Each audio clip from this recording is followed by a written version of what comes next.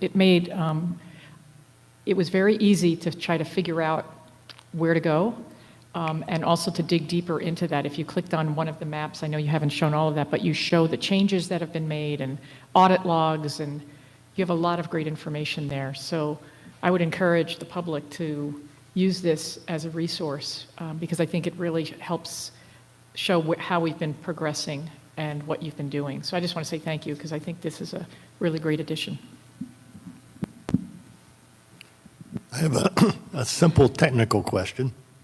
Every time I open a map, there's certain demographics that I know I want to see, so I have to go and click on create and do the demographics. And then if I close that map and go look at another map, I have to redo that again. And then when I go back to the map I had open, I have to redo it again. Is there any way to like set those demographic things you want to see as a default where it would automatically be there? So unfortunately, they are set at the owner's discretion of the plan. So what I've tried to do is when I publish these versions of whether it's congressional or legislative, I tried to add the population target deviation percentage as well as some of the competitiveness measures. For you to add the demographic variables of your choice, you can do that, and then to save it, you just do a save as, so it essentially becomes your plan. So that way when you come back to it once it's been published, we're not going to go back and change any of the versions because we posted the audit log, they're not going to change. But if you do save as after you've added those variables, the next time you go in and access your plan, your version of it, it'll be there. But if I understand you correctly, then if we as a commission agreed to a set of things we'd always like to see there, you could change the default to that. Correct. Yep. So if there are key variables. I would then like to suggest that we have the percentage of Latino voters, the percentage of Native American voters, the aggregate Dem percentage, and pick a race or two. I would go Attorney General's race, Dem voter, Dem percentage. Well, and I agree 100% with everything, because I've had that same issue. Okay. And maybe just do the Attorney General and the Governor for 2018. So Attorney General and Governor and the aggregate, all Dem voter percentages, just the percentages. Okay, we can make that update. That would really help.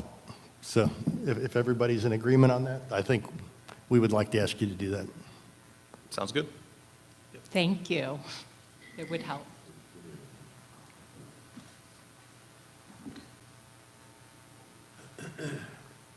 And that'll be that way then for the public when they open it.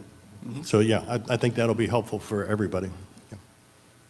And then as versions are approved, they become template plans. So it would be a good starting point. I agree.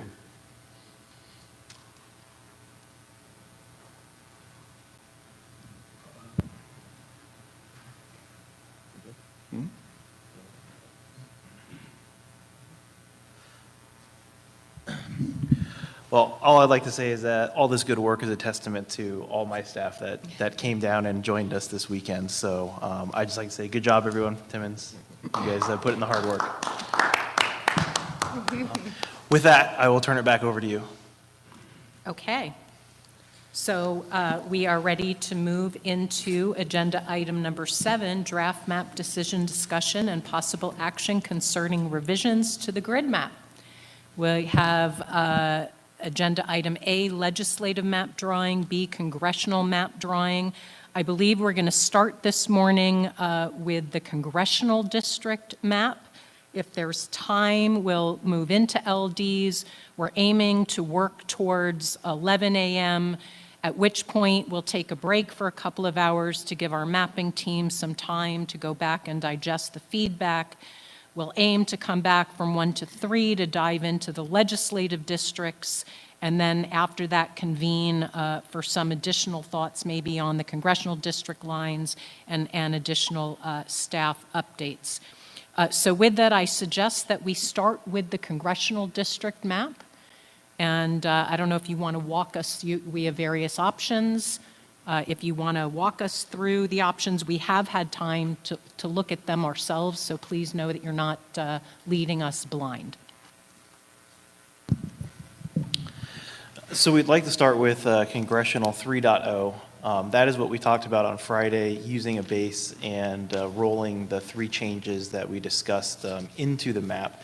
The first change here is District 3 and taking the same boundary lines as the Arizona Latino Coalition for District 3 and putting them in the map, which you can see here is the green, lime green district there in the middle. That is the representation of it, and we stuck it into the 3.0 map. Scroll down a little bit. Go to the east. Go to the east, other east. The other change that we made that we saw when we were drawing boundaries is we did leave a tiny sliver of the Gila Indian Reservation off outside of District 7, so we did add that. Zoom into the corner of D5 and D7. Yeah, there you go. So scroll down, there you go. So right there in the jagged edge where D7 and D5 meets, there was one little block that was missing, so we added that to D7 to keep the entire Gila River Indian community together as a whole, so that way it just wasn't one parcel that was split off.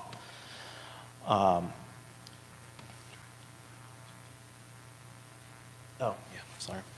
The next request that we had for 3.0 is all the way up in the north, up on the tribal reservation. There was a request where we brought in the off-reservation land, and you can see over here, we did add that to District 2 as the overshot. So that is now put together with the rest of the tribal lands in District 6. And one of the last things that we did is we went down to the Fort Yuma Reservation, and you can see in the brown that we got the 2 pieces of the reservation that were in D9, and we connected it back to D7 per your guys' request. The last thing that we did do for Congressional 3.0 is we matched D7 and D9's steps down there on I-8. Currently, the map was divided along the highway for I-8, so you were dividing highway towns. So we changed D9 to go into D7 to sort of do the stair step along the Berry Goldwater range. That way, we're not dividing any of the small highway towns there. The map status is unbalanced. We did not balance this map because we're using it as the base to build all the other maps off of. There is no population that was unassigned, so all the population is accounted for in each of the 9 districts. There was nothing in this map that we were unable to fulfill out of your requests.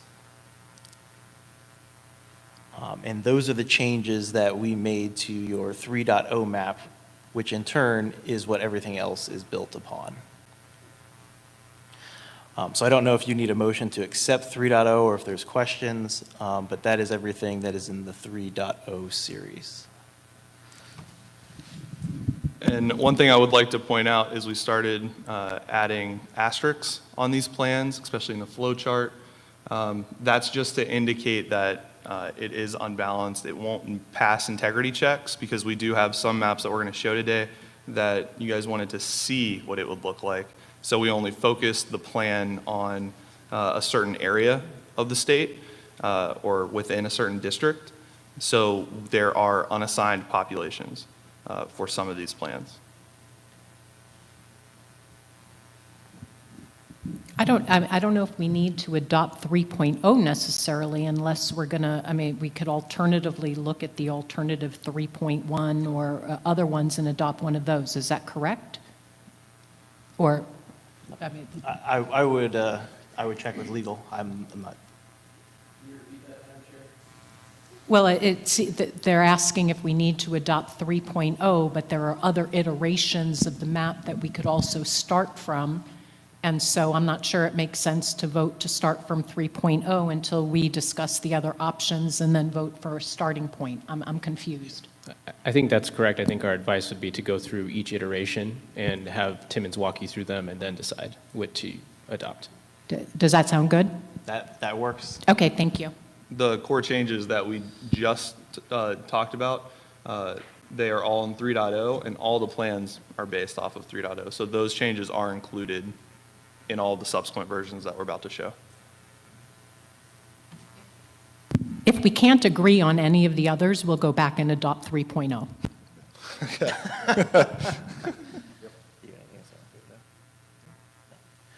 Other than If 3.1. if there's no questions on 3.0, then we'll move to 3.1.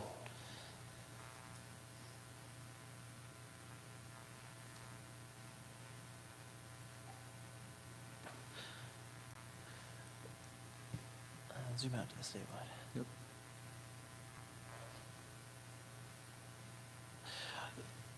So the main goal of 3.1 was to change District 2 to incorporate all of Mojave County and take it to the west, creating a northern district for District 2.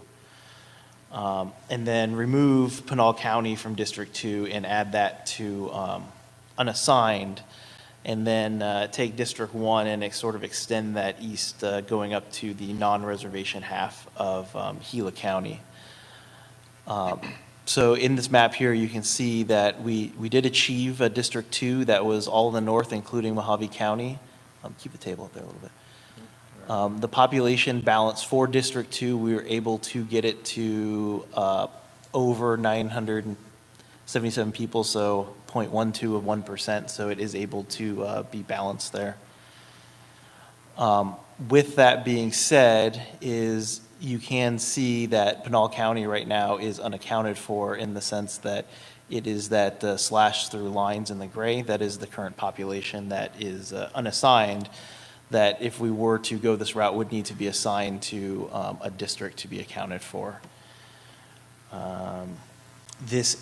So assigning that population is addressed in draft map versions 3.2, 3.4, and 3.5.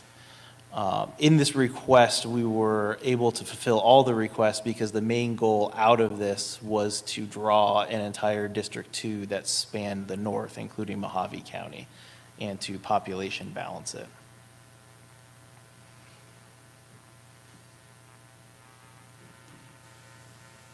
Scrolling to the bottom where it hits D6.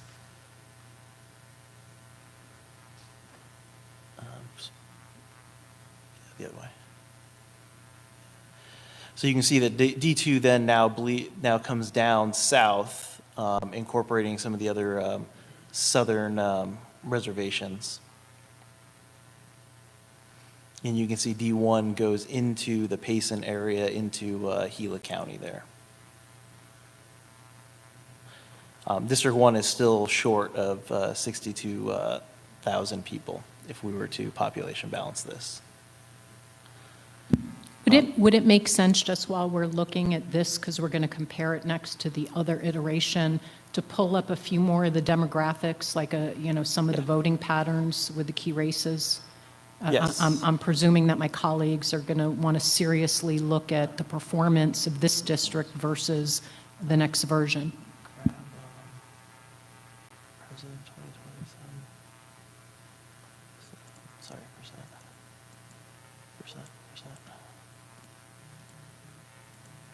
Okay, now go to the standard demographics. Give us a second while we set that up. No problem. Let's roll down.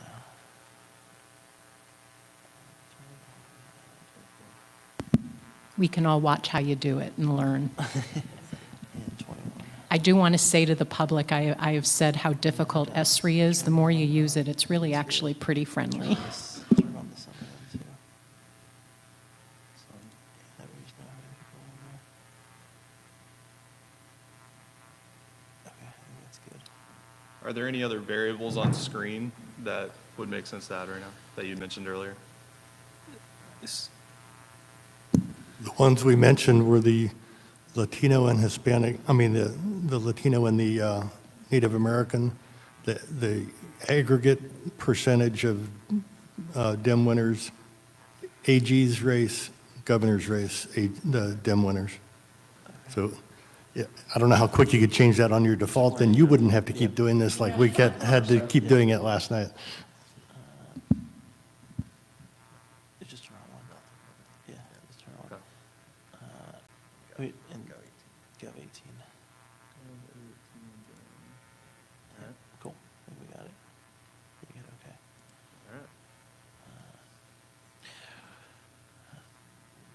Okay, so now in the table, we have comp dem votes and comp rep votes, which is the aggregate percentage of Democrat and Republican wins for those new districts. So you can see for District 1, Democratic would be 47.44, and Republican voters would be 52.56. And the spread between those two numbers would be your, the vote spread, yeah. The next, we have President 2020 on the Dem side. We have Governor 2018 on the Dem side. We have Attorney General 2018 on the Dem side, which you guys are using for the VRA tracking. M2, the ST 1519 underscore M2 underscore is the total number of CVAP voters for all ethnicities in that district. The ST 1519 underscore M21 underscore P is the percentage of Latino voters in that district. And the ST 1519 underscore M24 underscore P is the percentage of Native American CVAP voters in that district. I'm sorry, Mark, can you just repeat? And are you going to save that so that way we can all pull it up too? But can you just repeat the third column to the left, what that one is? The target Dev P, is that the one? ST 1519 M2.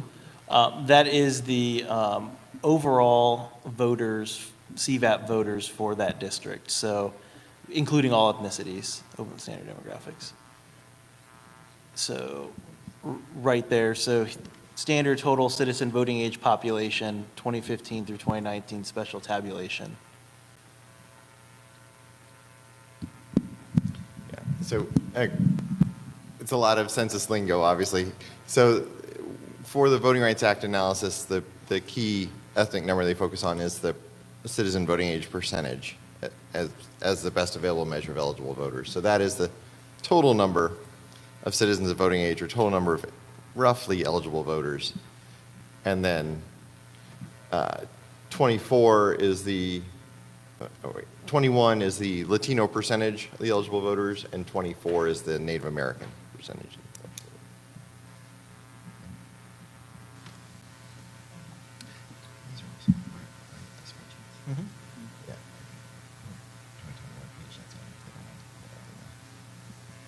And then I'm going to go ahead and pull up the competitiveness for Doug to speak about. Yeah. Okay, Yes. so 3.1, demographic and competitive data analysis.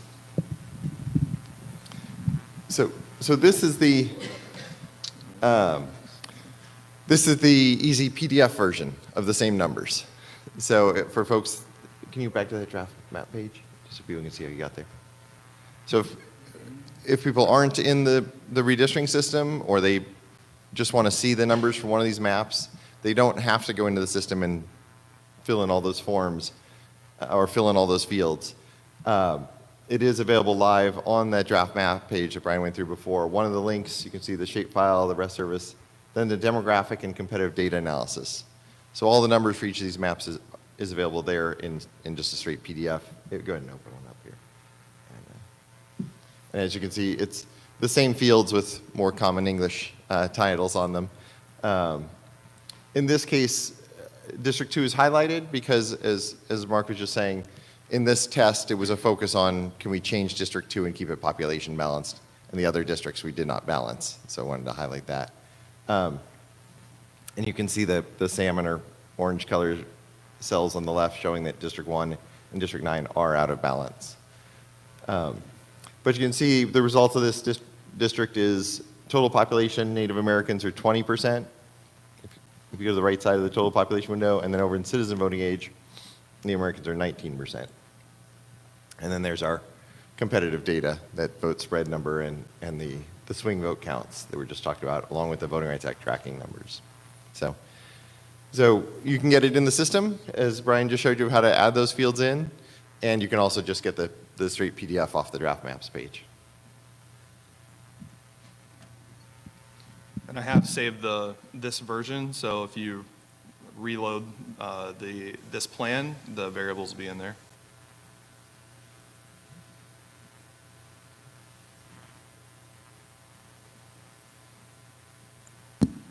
As we go along today, if you can do that on each version, that'll be very helpful. Thank you.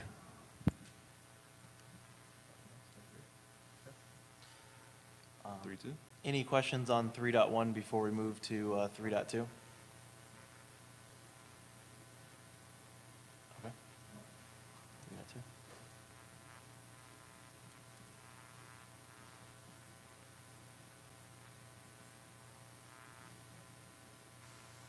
3.2. While that's opening, I should note, just, I think the question the reason people wanted to look at that data, from 3.0 to 3.1, the Native American percentage of District 2 did not change. So taking that area of Gila out and putting Mojave in kept it at 20% of total population and 19% of citizen voting age population.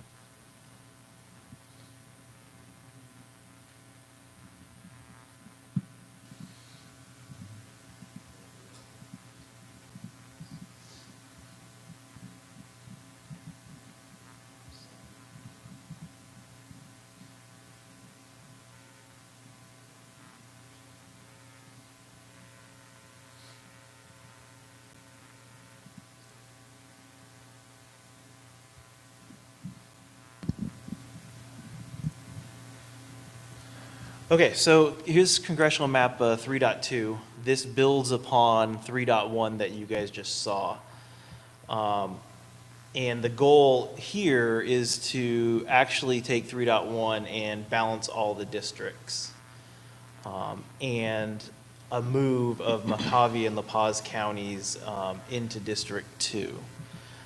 So the steps that are required to accomplish this balancing, the cliff notes, is that all of La Paz County is moved into District 2.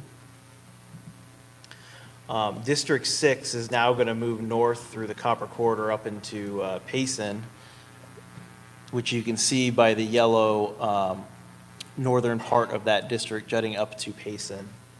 And that takes eastern part of Pinal County from that unassigned block, and the non-reservation half of Gila County from District 1, which is the red district there.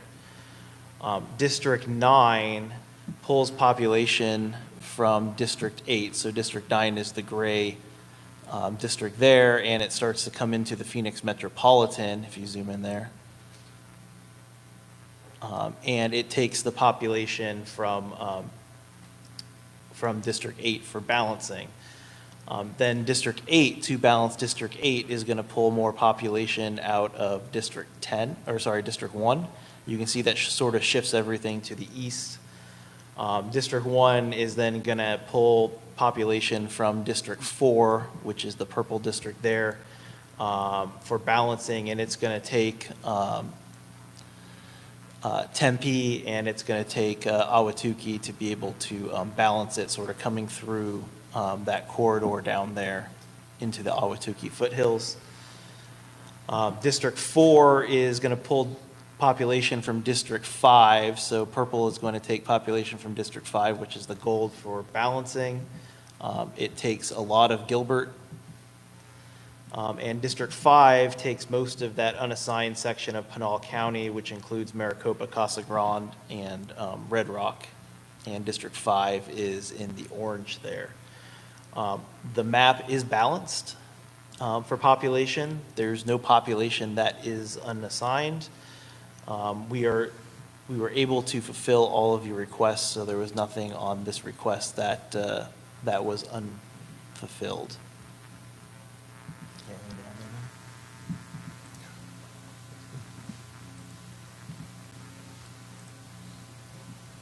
I guess the one thing, the top part of 6 that's shown in yellow is a shape you'll see quite a bit in various maps and different configurations. It's obviously a little odd looking, but that is the portion of Gila County that is not tribal reservation land. So that arm that juts up to the right is also non-reservation land. So that's what dictates that shape. So we are keeping the whole county together, except for the tribal reservations, which are in 2. So just so folks are familiar with that shape, it comes up in a bunch of the meetings you're going to see, a bunch of the maps you're going to see today. The other shape, this is Commissioner York, that is odd is in District 5, and I think the public needs to understand that that's Pinal, right? The Maricopa and Casa Grande is not part of the reservation. Exactly right. That's keeping the reservations in 7 and putting Maricopa in 5. Right. Correct.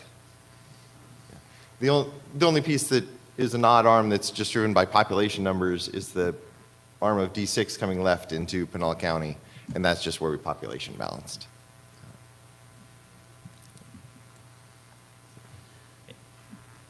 And in the West Valley on District 9, the gray, it does keep together Sun City West, and Surprise.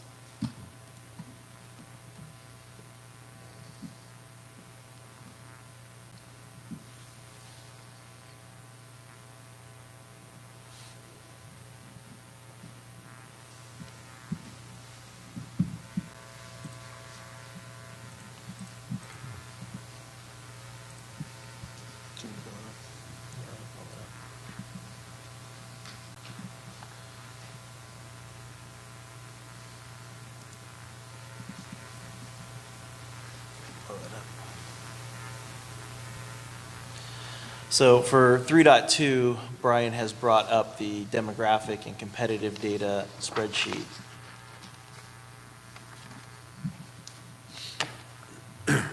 And you can see all of the districts are balanced within 1%. And can be balanced with plus or minus one person.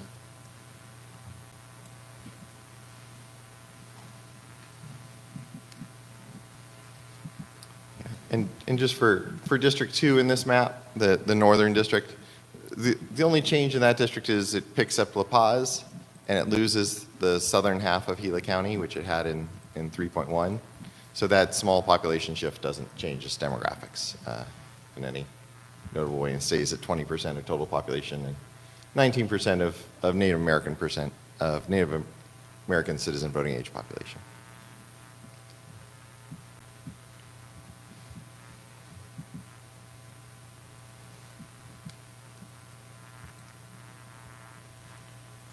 Any questions on 3.2?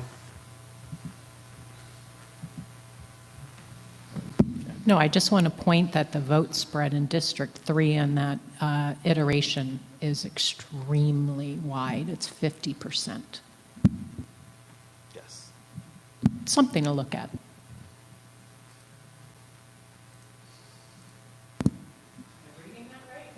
But I think District 3 is going to be similar in all the maps we're looking at. That's the one where we went with the Latinos Coalition's request for that district. So I think that just is going to be inherent in each of these current maps. We may want to adjust it as we go forward, but I think it will be similar in everything we're looking at. That's the point I want to make. Yes, it's majority minority, and we want to look at that point spread, and that relates to packing and more, crossover vote and making more majority minority districts. I think we just have to dive into that a little bit.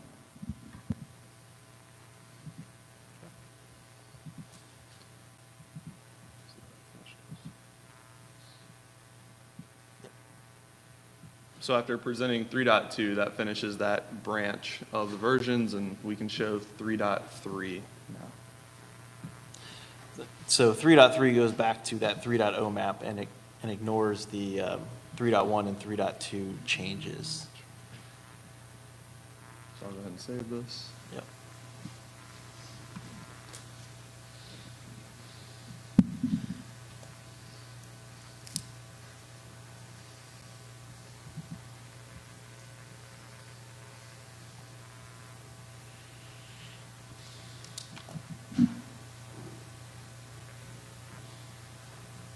So while Brian brings that up, the main goal of CD 3.3 was to move District 2, instead of taking Mojave County, was to move it into Graham and Greenlee counties down the eastern part of the state.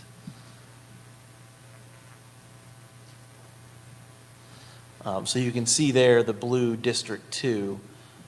It leaves Mojave intact. It keeps the wing that you see that comes off the left-hand side to incorporate the Indian reservations or Native American reservations into District 2, keeping them whole, which is what we showed you in 3.0. But now District 2 comes down the eastern half of the state into Graham and Greenlee counties and comes into a little bit of Pinal County As you can see, it comes in through Casa Grande into the city of Maricopa, which is the blue spot in the middle of D7. District 6 then moves up out of the Tucson area into taking some more of Pinal County, sort of following the I-10 corridor there. It incorporates the cities of Red Rock, Eloy, Arizona cities, and the southern portions of Casa Grande and Coolidge. We did have to split those two cities that I mentioned to be able to get some population balanced.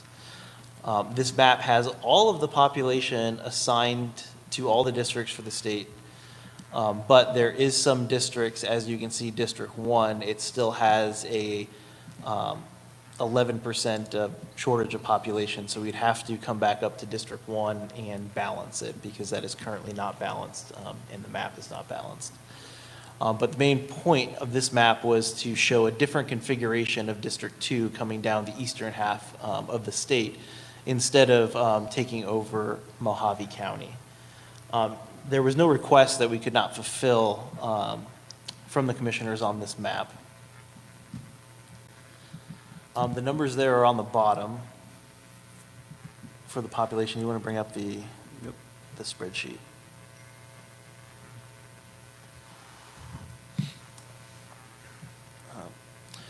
Brian's going to blow up the demographics and the competitive data here for this map.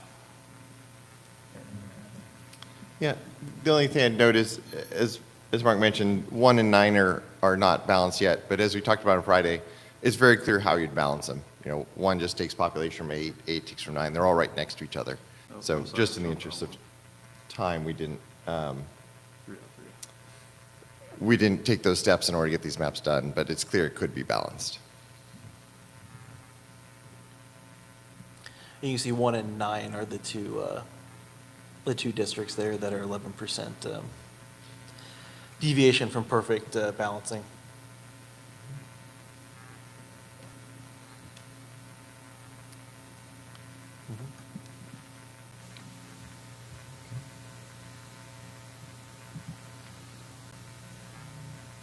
Any questions on 3.3? No? Okay, let me put 3 or 4. So, sleeve.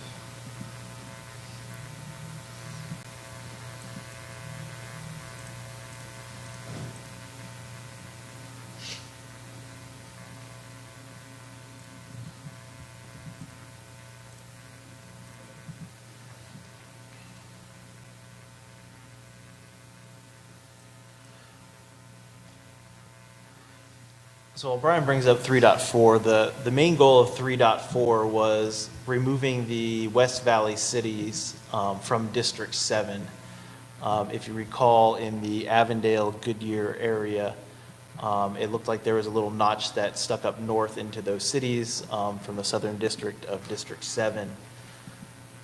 So the goal was to remove that. Right there. Yep. Yep, there you go. Zoom in like right around there. And then as well as moving District 7 into Pinal County and balancing the rest of the district's populations. So to get there, we removed the West Valley cities of Goodyear, Buckeye, and Avondale from District 7 and added them to District 9, which is the gray district. Yep. And you can see Avondale, Goodyear, and Buckeye are very linear in nature.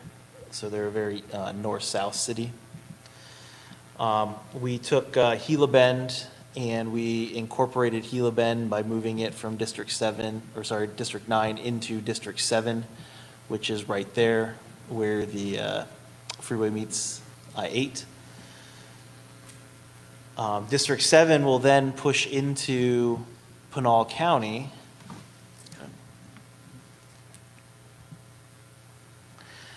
And then it is going to incorporate the cities of Maricopa and the western portion of Casa Grande. District 2, which is the blue district, yep, there's Casa Grande, is going to go up to District 5 and pull population from District 5 for balancing. So that means on that edge there, District 2 is now incorporating the city of Florence and the eastern portion of Santan Valley. District 5 is going to move a little bit to the west as requested, and District 5 is going to pull in most of Gilbert and take some of the east section of Mesa. And then District 4 is going to rotate to the west and move north into District 2, and it is going to unite North Tempe, South Scottsdale, and all of the Salt River Reservation. District 1 is then going to pull population from District 8, which is that pink district that was out to the west of it for population balancing. And District 8, portions of it is going to move into District 9, and District 8 is also going to keep incorporating the cities of Sun City West, and Sun City Grand. And then a northern portion of Peoria is going to be moved from District 8 into District 9 for population balancing. So you can see Peoria is another north-south linear city, and the north part of the city is going to move into District 9, and even the top notch is going to be in District 2. Map status, it is balanced. There's all the population that is assigned to districts, so no population is unassigned. And there was no request that we could not fulfill from the commissioners. We just note, this is obviously a big change for District 7. Looking at the demographics, the previous version, where it comes up in the West Valley, District 7 is 46% Latino as a percentage of citizen voting age population. So 46 as was, and now it's 45. So very small, just a 1% change, and it's still at 50. The Latino candidate got 55% of the governor's election race and 61% the attorney general's race. So just a 1% shift in that number, and it still tracks and meets our Voting Rights Act benchmarks.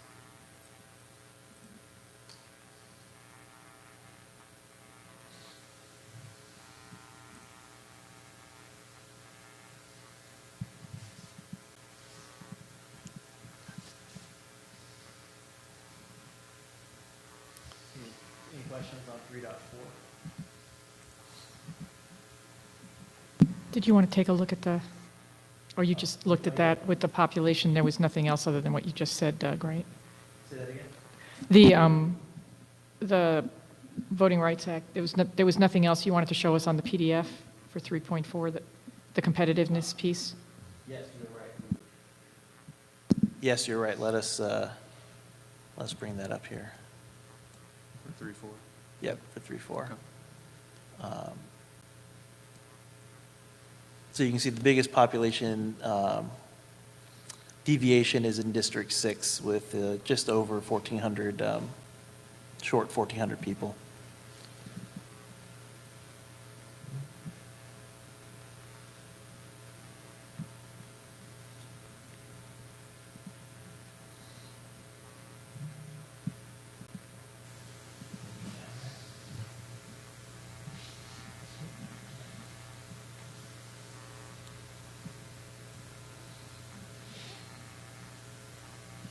Do you have any specific questions on the demographic? Okay. I don't know, 3.5. So Brian's going to open up 3.5.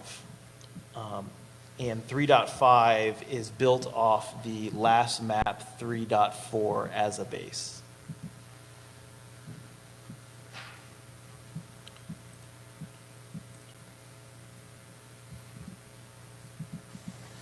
So the main goal of 3.5 is an alternate method for balancing districts 7, 6, and 2. And Brian's going to set the demographics data for you and save it. That way, next time you open it, it should be set, ready to go. So the first part of this is District 7 in the south. And District 7 is going to move into the Tucson area. Yep, zoom in to Tucson.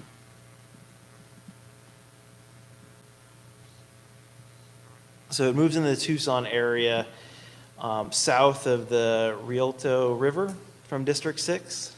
Sorry if I just butchered that. Rito. Gotcha. I remember that. So we kept the Rito River as the dividing line in Tucson.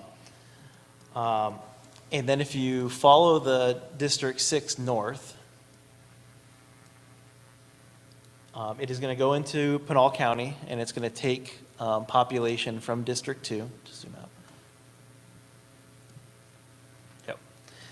out. And it is District 6 is going to include the cities of Red Rock, Eloy, Arizona City, while also sort of cutting through the western half of Casa Grande and into to incorporate the city of Maricopa for population balancing. This is balanced. All population is assigned.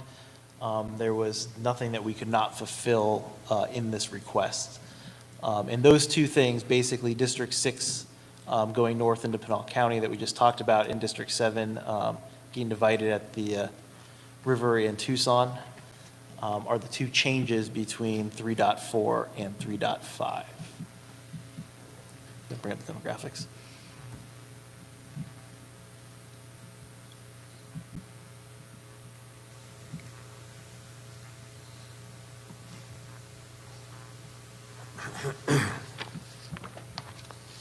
So one thing to highlight in the demographics here is the difference in crossover voting rates in different parts of the state that Dr. Hanley addressed. So you can see in this map where District 7 is going into Tucson more instead of going into Pinal. The Hispanic citizen voting age population of 7 is 44%. So it's down 2% from where we started in 3.3. So this Latino citizen voting age percent is 1% less than if you go into Pinal. But our voting rights tracking elections, our reconstructed elections over on the right, the Latino Democratic candidate for governor and the Latino Democrat candidate for attorney general, actually go up.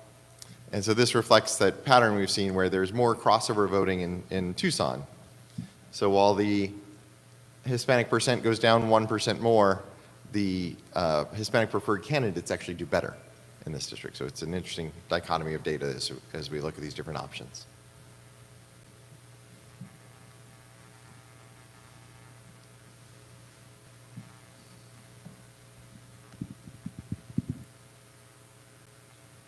Oh, I know what I was going to mention. Yeah, can you bring up the map too?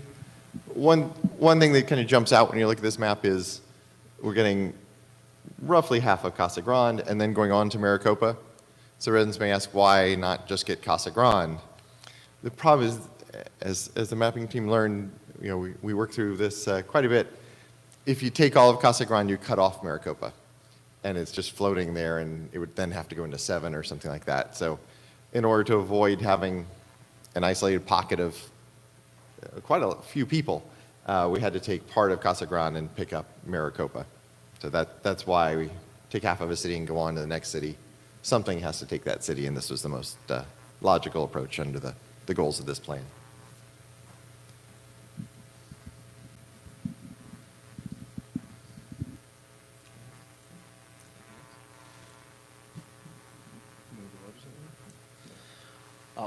That is all the congressional maps that we have for you today. I'd like to turn it over to my colleagues to express your thoughts about your opinion about the best starting point of the options that we have heard from, and to please explain why. And to the extent that you can explain it in terms of how that map best honors the 6 constitutional criteria, I think that that would be a plus. Well, Madam Chair, I don't think that bringing Mojave County in for district, oh, I have to pull up the map, I'm sorry. District 2, thank you. Yeah, I always have to remember where everybody is. Into District 2 is effective. I think it is not going to be something we could support in terms of how it affects the Native American populations and their ability to at least have a voice in that area. I think 3.3 works more effectively for the tribes and for actually some of our other populations that are in that area. The 3.3... Commissioner Lerner, Yes. when you say besides the tribes and you say other populations, do you mind specifying which populations? Because that's on my mind. Sure. I think actually the Hispanic populations as well in those areas, I think it's actually a more cohesive district for the rural communities as well. The things that they have in common in those areas, if we looked at District 2 and 3.3, you have that up, thank you. They have a lot in common. In that area. You have, when we heard from the communities when we were out in the rural areas, we heard about what they have in common in terms of tourism, timber, forestry, water issues that they all could speak to as part of that. And so that whole eastern part where we take Graham and Greenlee have a lot in common with Navajo and Apache counties in terms of what they are actually dealing with on a daily basis, the communities that there exist in those areas. We also see some of that area will be part of the Copper Corridor, so that brings them together. In that area, you have mining as well. So I think when we look at 3.3, we see that it actually ties together a lot of the communities, both economically and then demographically, as part of it. And you know, it cuts across, 3.3 cuts across conservative and, well, I guess I'll say Republican and Democratic areas. So in terms of partisan, it's kind of a blend of all of that. But more so what I was looking at were the kinds of things that bring them together. And that's what I looked at for the rural communities and what they spoke about as their concerns. And how could a congressional representative address those concerns effectively? I also believe, my last point that I'll make, is that it's actually a fairly more compact district than certainly what we have now, where it goes all the way down to the border. So rather than go border to border either way, I think this is more compact as well. So those are some of my thoughts on 3.3.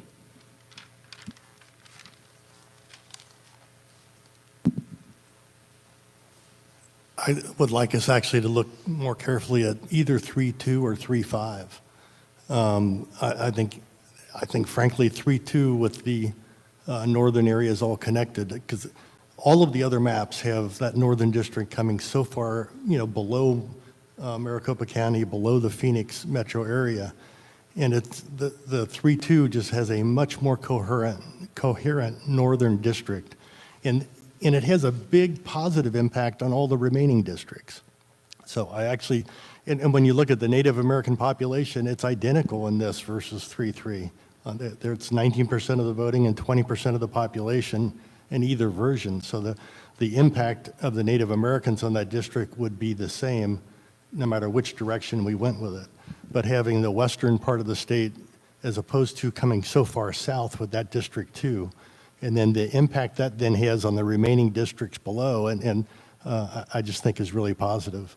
And as an alternative, I think 3.5 has some positive things also. I definitely like what happens with District 7 and 6 on the 3.2.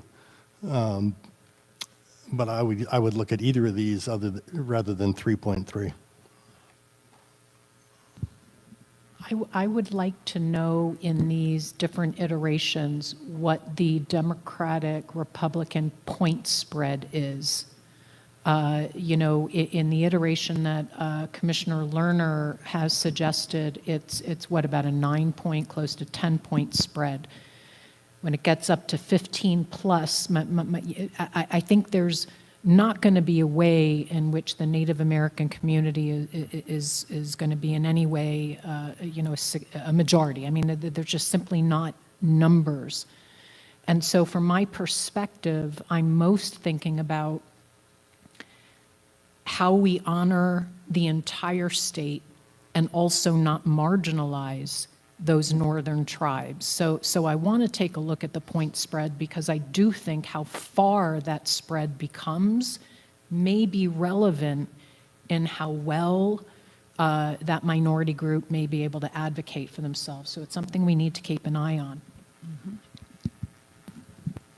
Madam Chair, my preference as a starting point is map 3.3, and the big point that I have is I think that Mojave County has a very, very different community of interest, at least in my opinion, than what you see if you take Navajo County, Apache County, Graham, and Greeley.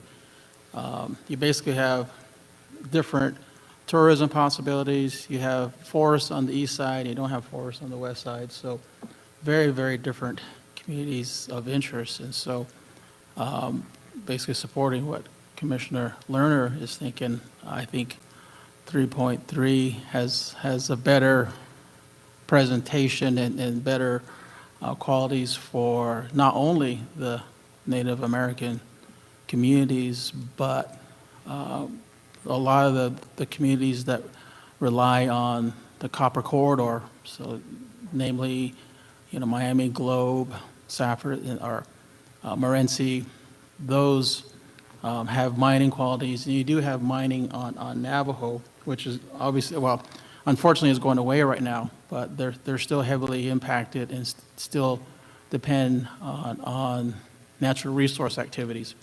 And so the eastern side of Arizona in CD2 is very different than what you see on the Colorado River side. So I'm more inclined to, as a starting point, to look at 3.3.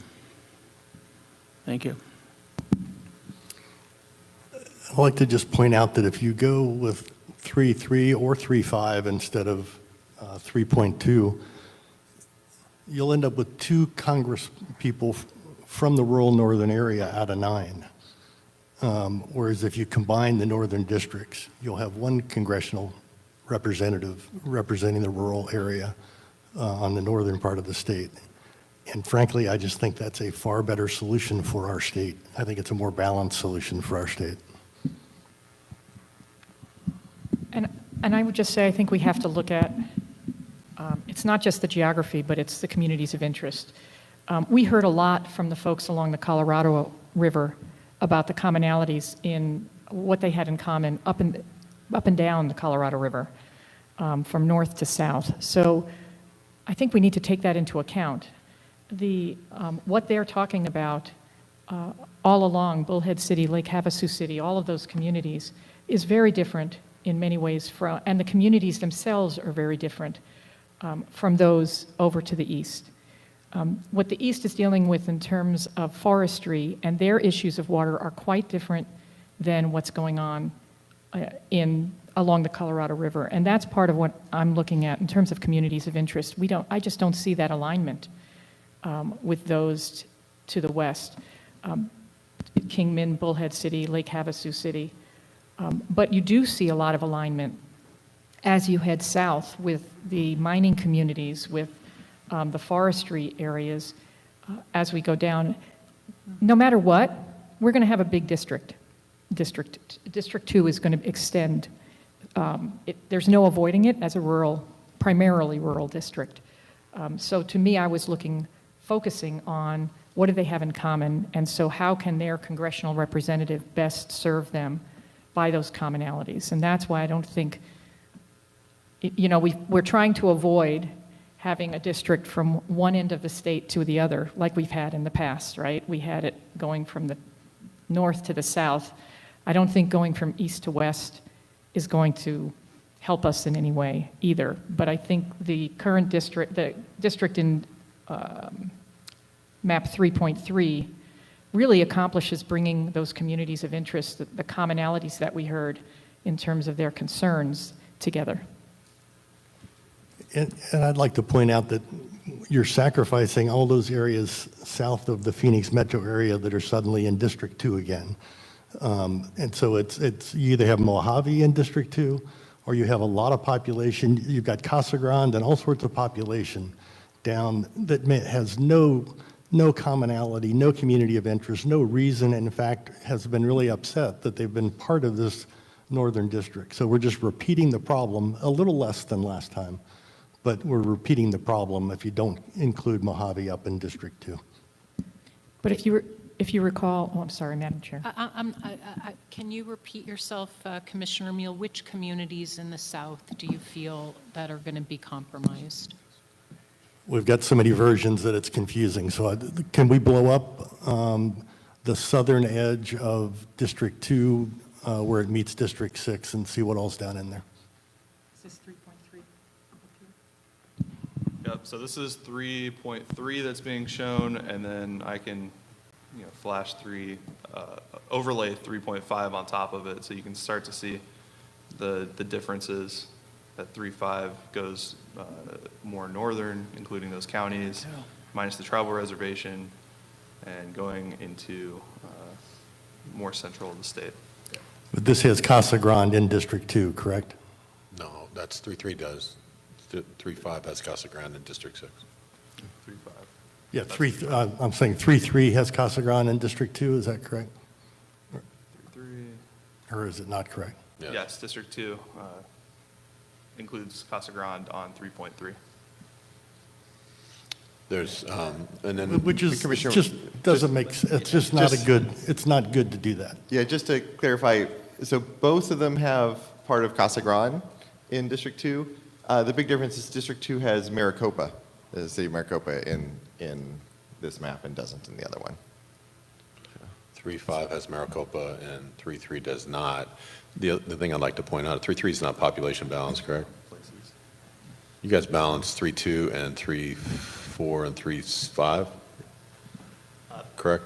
Yeah, 3.5 is population balanced, and you are right on 3.3. It is unbalanced right this second, as shown. So I would only like to make a point that we should move towards some more balanced maps.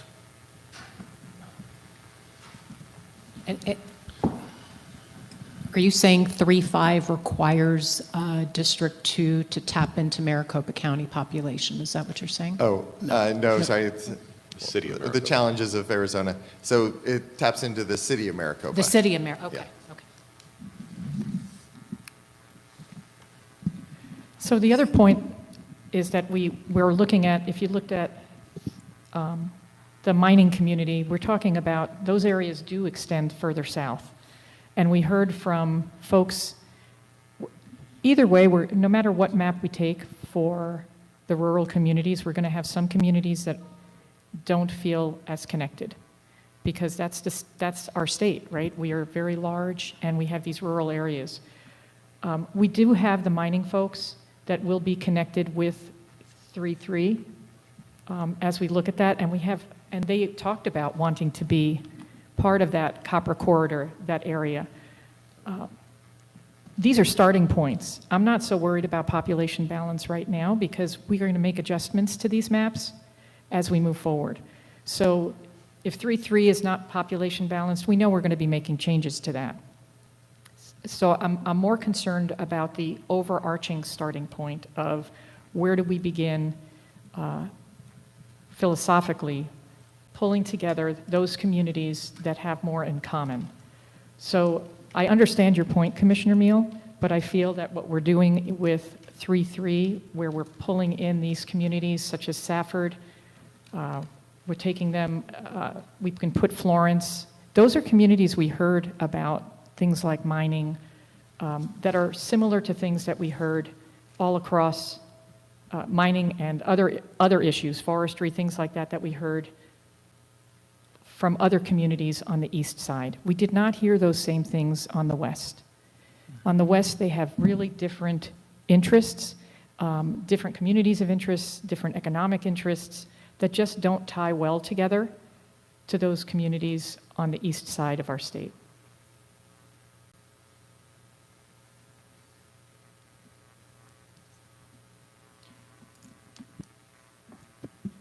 Commissioner Meal, did you say that you're comfortable with 3-5? I'm more comfortable with 3.5 than 3.3. I clearly think that 3.2 would be the better map for our state to be working from. But 3.5 at least had some other positives to it. I think that we're better than 3.3.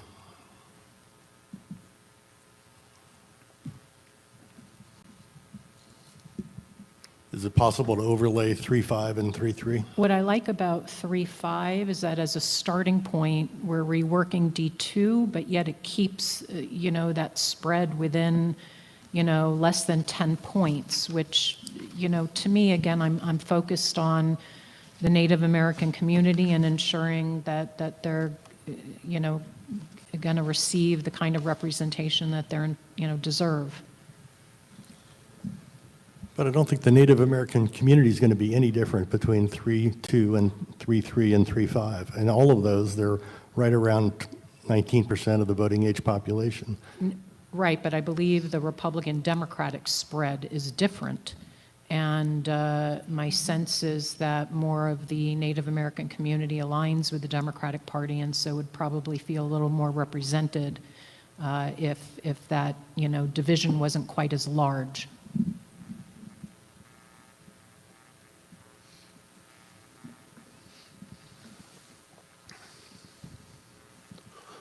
This is Commissioner York. One of the things I like about 3.5 and 3.4 is it puts all the West Valley cities into one district along I-10 corridor where the growth is, and keeps District 7 down in mostly the southern part of the state.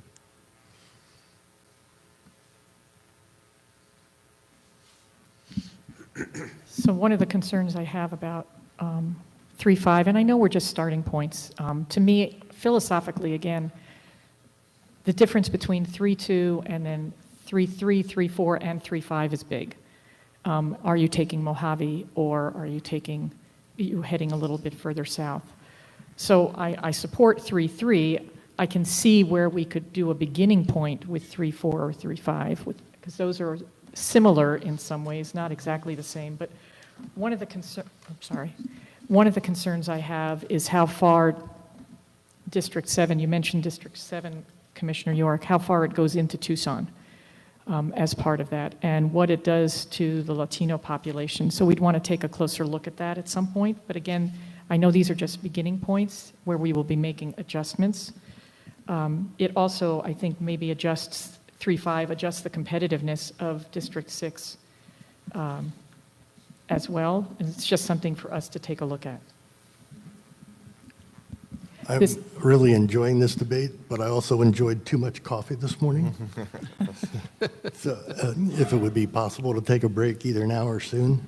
Yeah, why don't we take a 10-minute break, and when we return, I'd like to have a conversation about our rural community and really understand, are there significant differences in the needs between the rural community that if we're looking at 3.5, those in Mojave County versus those that are now in D2?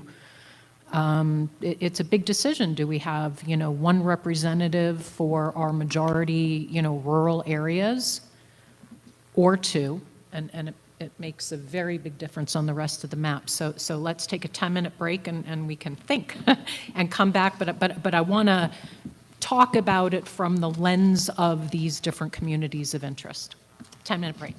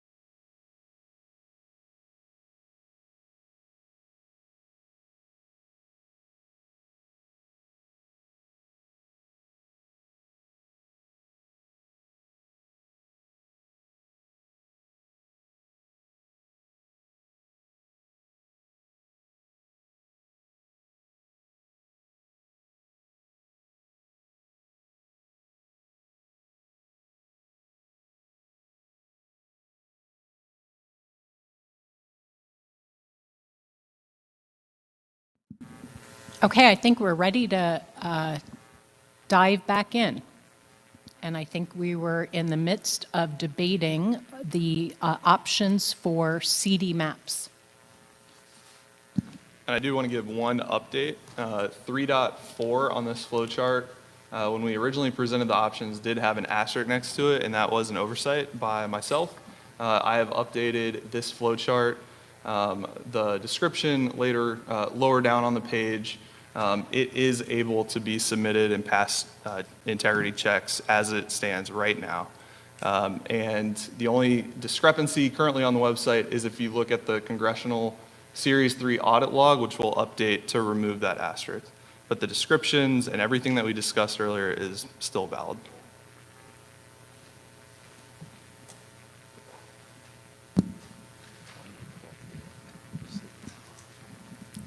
Are there any additional clarifying questions that my colleagues would like to ask of mapping, or do we feel that we're ready to vote on one of these options to start deliberation from the congressional maps? I would like to jump in and make a case again for 3.2. And when we were talking communities of interest, what wasn't pointed out earlier is that if you go away from 3.2, any of the other maps have Mojave County going deep into Maricopa to get the population.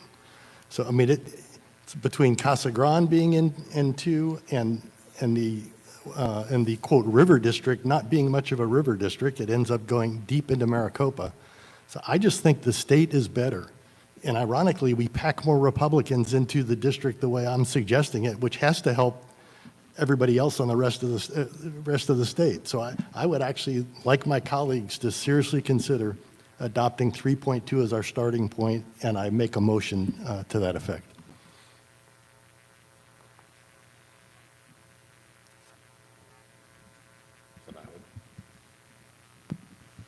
This is Commissioner York, and I'd second that motion. Let's have discussion. And one of my questions that I have, Commissioner Meal and Commissioner York, you mentioned that this map is advantageous for the rest of the state, and it sounds like you feel that the 3 other colleagues here would find a lot advantageous about this as it relates to the other 8 districts. Can you share with us what the value is to the other 8 districts? And why, in particular, my 2 colleagues to my right might find that attractive? All these are moving targets, so everything I say could be adjusted. There's going to be a lot of adjustments in the details of all of these maps. So this is 3.2 on the screen now, correct? Yeah. The other districts are all reasonably compact. We don't have any of these other than that District 6 popping up the way it does, but I think, frankly, we can adjust that later and pull that into to something that'll work better. I just think the whole map sets up better, and it gets rid of the Casa Grande, Pinal County being part of a northern rural district, which I admit has been a focus, and it takes Mojave County away from dipping deep into the Maricopa, the main Phoenix metro population, which all of these northern people have said that they don't want to be a part of. So I think there's a number of positives out of this map.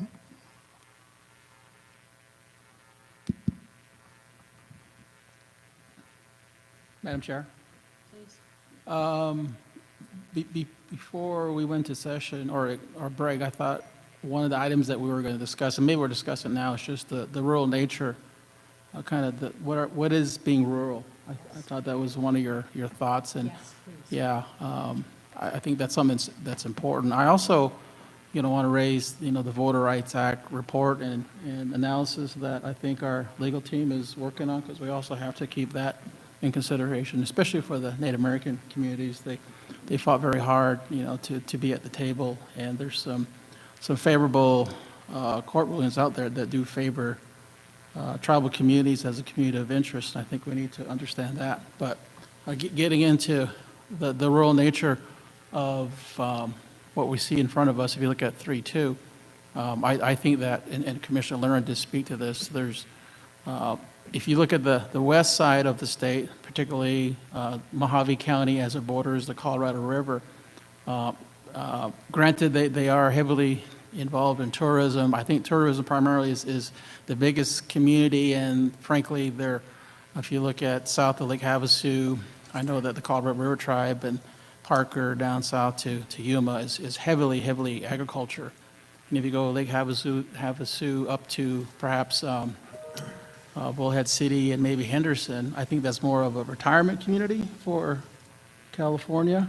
You know, that's how I would interpret it. So you have primarily two big interests, tourism and agriculture. Now, if you move toward the east, and you look at if you look at Navajo County, Coconino County, Apache County, Graham and Greeley, heavy ranching, forests, tourism, and then mining. And so from a perspective of rural countiness, you have completely different, unique markets, if you will. And I think we need to keep that in mind. And so those are things that I think are very, very, very important. And we need to, figure out how to keep the two areas separate. And so that, I guess I'm trying to justify maybe 3-3 or maybe even 3-5. But it's having grown up in the northern part of Arizona and looking at, my interests and what I see in the eastern side of the state, it's very different from what I see in the western Mojave County. And so I'll have to go back and look at, for example, the Wallapai Reservation and their information. But I think they generally spoke to being a part of the community interest that fits the eastern side of the state as opposed to the west. And so I think it's very, very important that we look at the economic interests as it relates to the communities of those areas.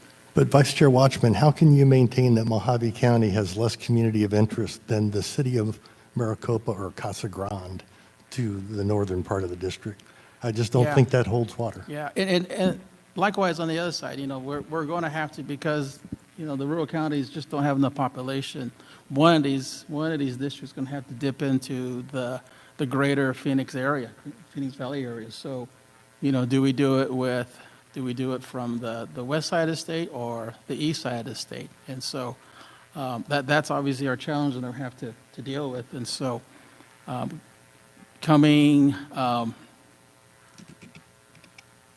just stop there. I think we're going to have to dip into to make the numbers, and so I'll stop there.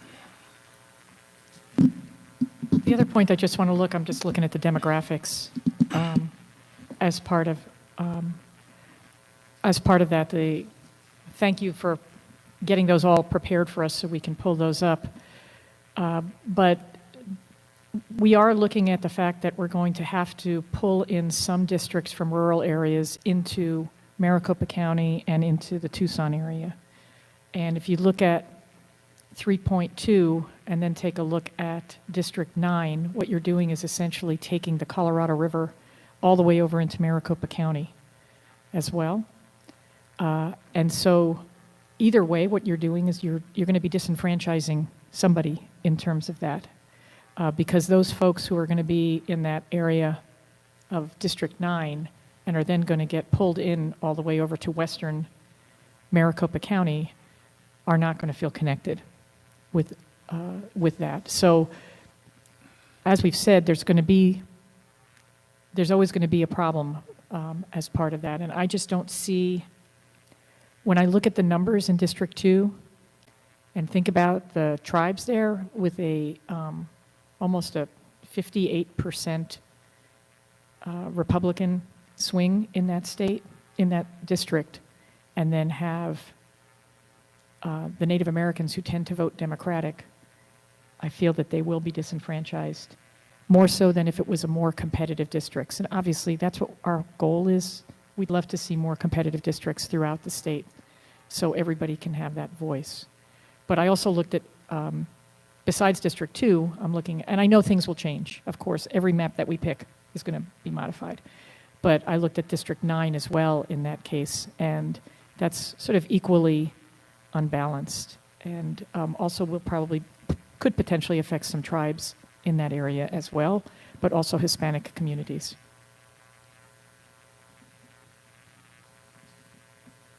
The other thing is just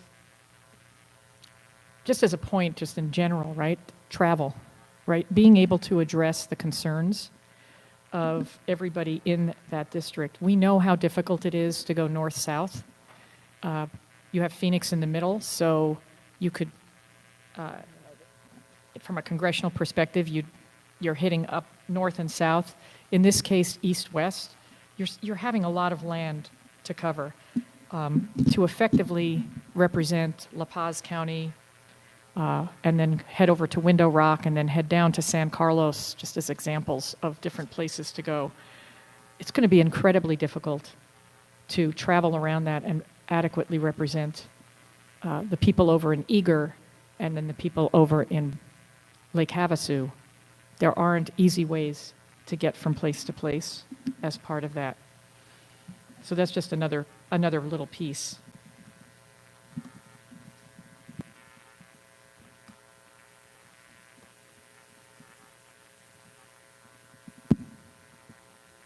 If I were to ask my colleagues to narrow down the vote between two options, what would that be?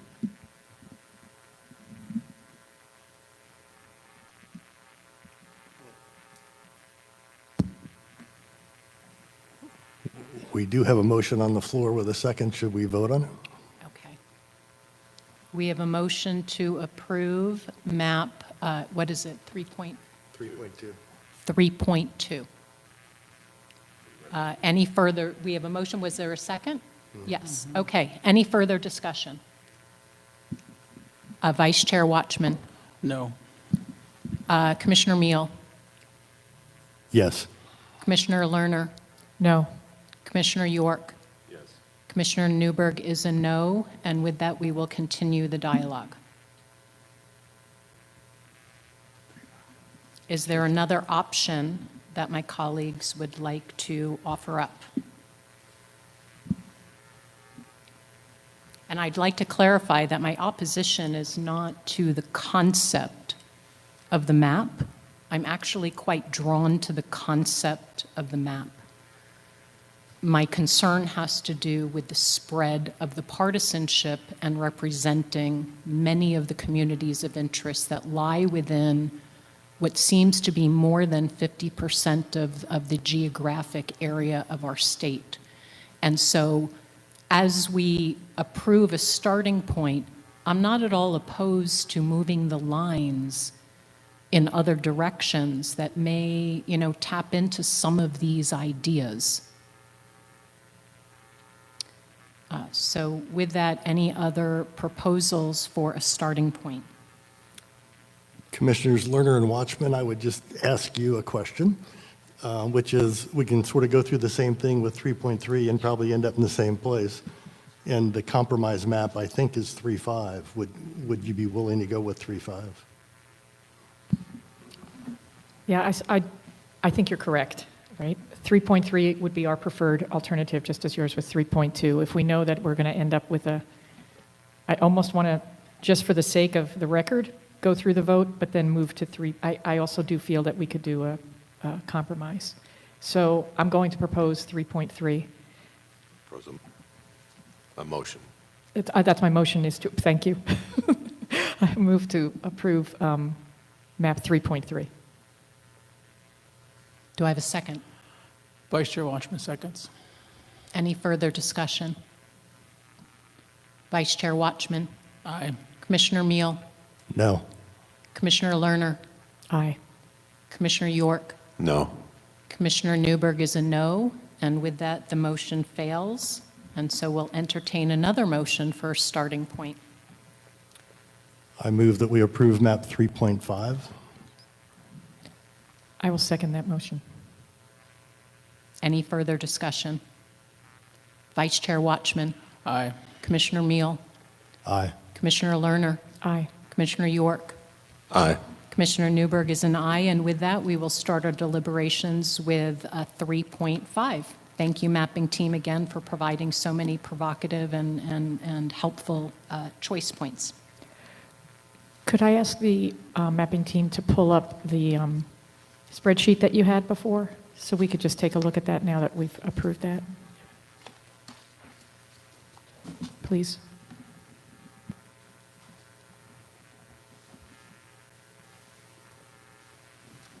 Sharina, I think they handed us one also. I know I have it on paper, but Okay. I was thinking actually for the public to have that pulled up. And then if you could walk us through a little bit again, since now we have that as our map.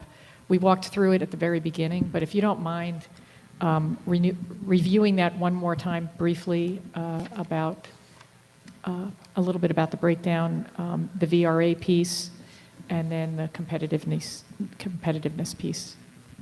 Sure, happy to.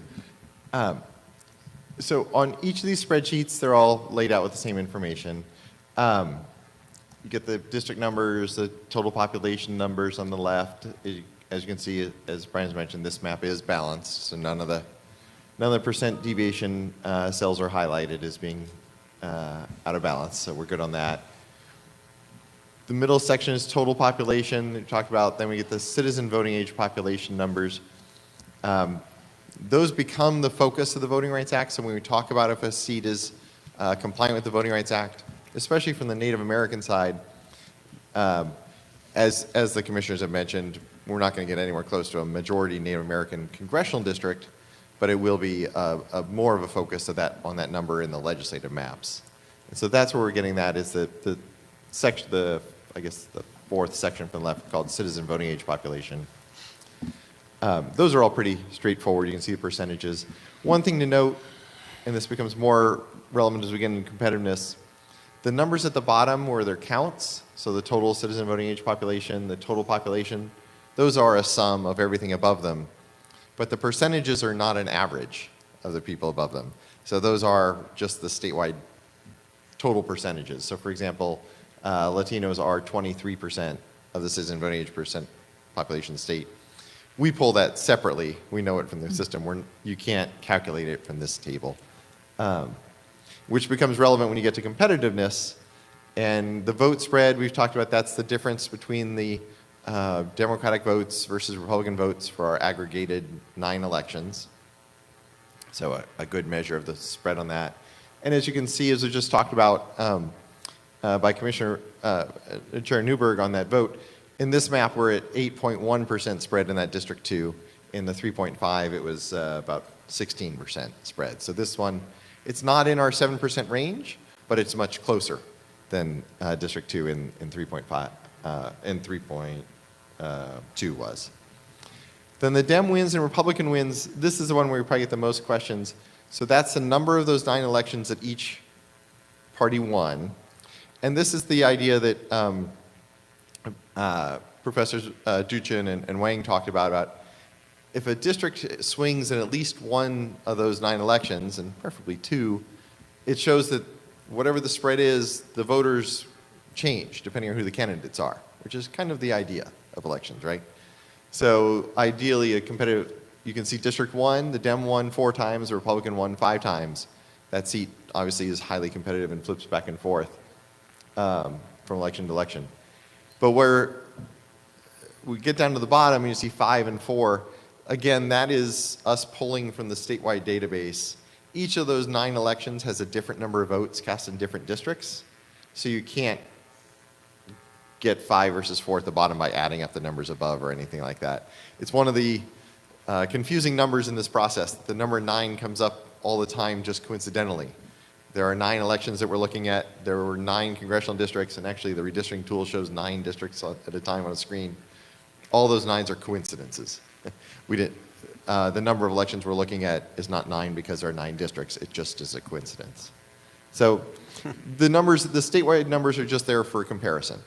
They're not a sum, and they're not going to change from one map to another based on what happens in the districts above them. They're always going to be that number. And then on the right-hand side, we talk about Voting Rights Act tracking.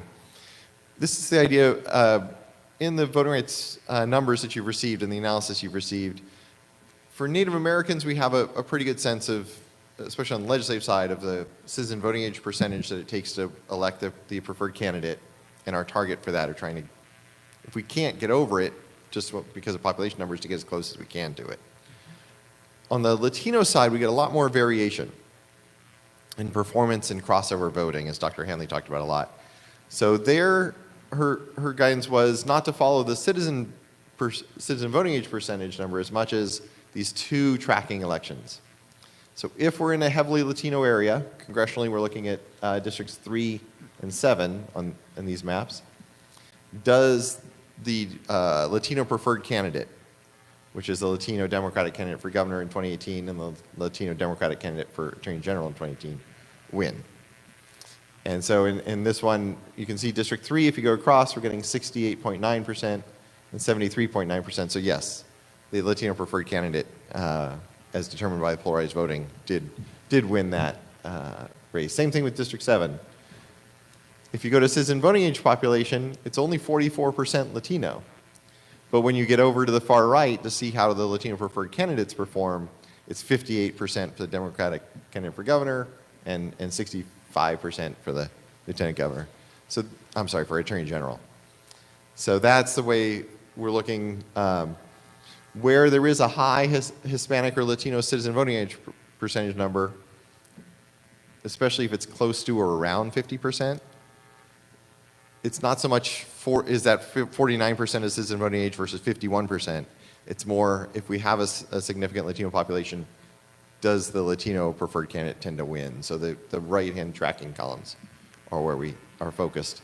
Now, that doesn't mean that, say, let me see if there's an example here.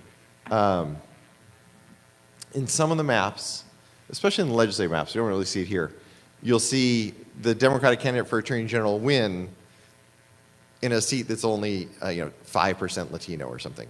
That doesn't mean that's a voting rights seat. First, you just look at which seats have a concentration of Latino voters. Then in those seats, do our tracking races perform for their preferred candidate. So that's a refresher on these tables, because we are spending a lot of time on them. Right, I think it was helpful just to go through that again now that we have this particular map that we're looking at, just to walk through that. Thank you.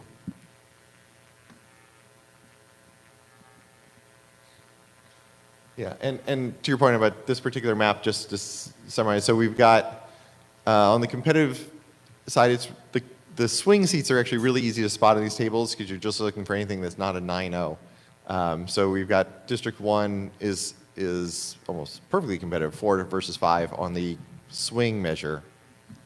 If we look at the vote spread on competitiveness here, again, District 1 is in the 4%. It's below, the spread is less than 4%. District 6 actually gets there as well. It's just outside at 4.1%, but it's inside of the commission's adopted 7%. So that would qualify as a competitive seat under one of the two measures. And then we have districts 2, 4, and 8 that are in the ball, they're in shooting distance of the range at 8, 11, and almost 14%.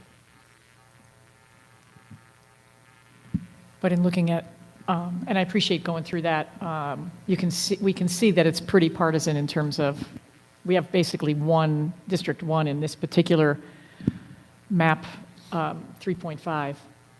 There's really only one district that looked like it had elections go back and forth. All the others were either, even though they're within competitive range, they all still went either one way or the other.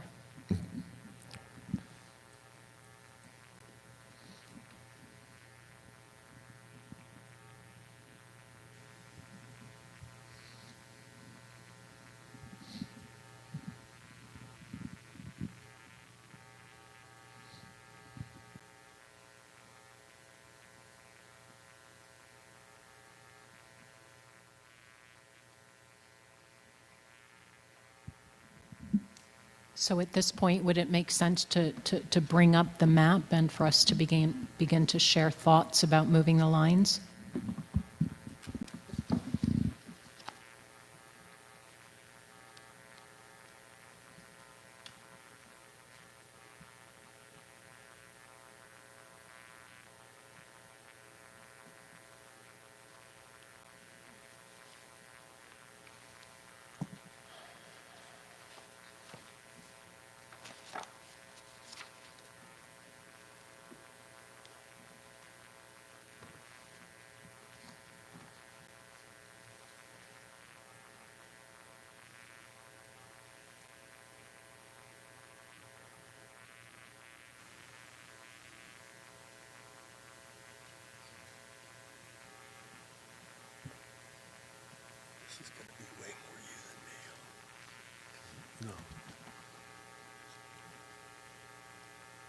So I would like to see us move the north side of District 4 up to South Scottsdale.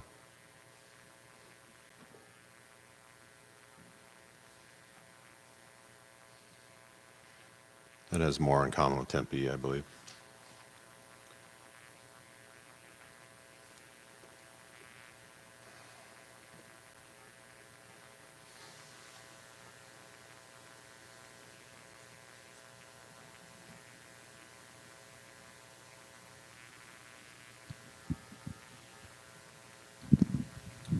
Is there a certain break point that you want me to go up to, or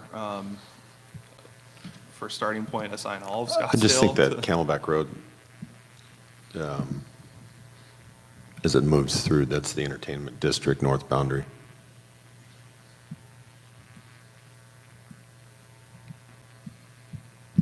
And when we're making these suggestions, just for clarity, we're not worried right now about population. We're just talking about ideas that we have, correct? Correct. Okay. Yeah, and just as a little orientation around here, can you zoom out a little bit, Brian? So the challenge we have in fine tuning is the trade-offs and the rotations. So can you zoom out so you can see all Maricopa? Okay, there we go. Zoom out a little more. So we have District 7, we should zoom in a little bit more.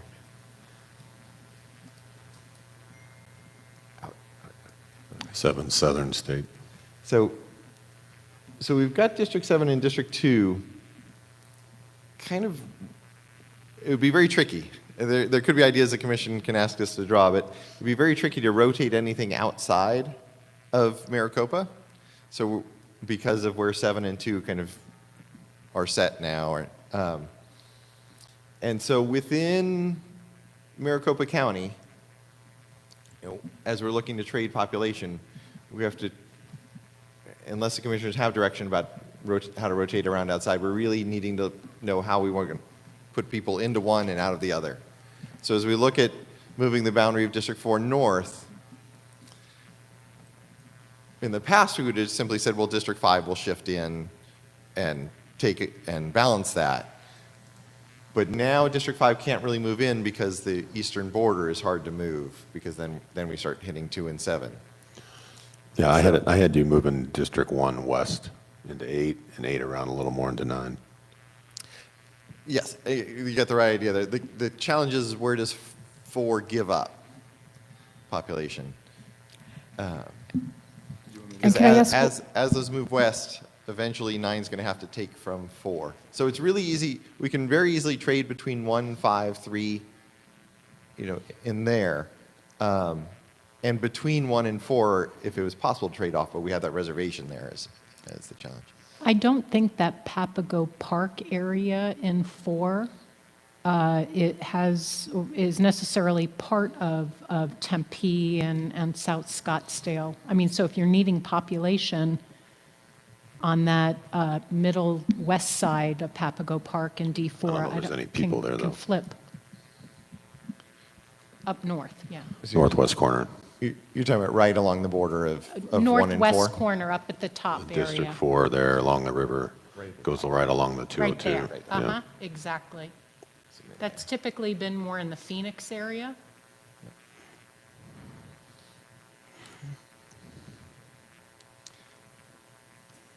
Yeah. So Brian, can you show? Did you find Camelback? Can you show where- Camelback's up north, it's at Curb Road. Yeah. Okay. The other one's Indian School, below it. Yeah. can you, want- Commissioner York, can you clarify for me, sorry, what you're trying to do? Well, with you this? and I talked about the fact that Tempe and South Scottsdale Entertainment District felt more similar in community interest. Right. You could argue part of Arcadia too, but the reality is originally we were trying to include that into the same congressional district. Well, am I missing, this is D4 you're talking about, correct? Correct.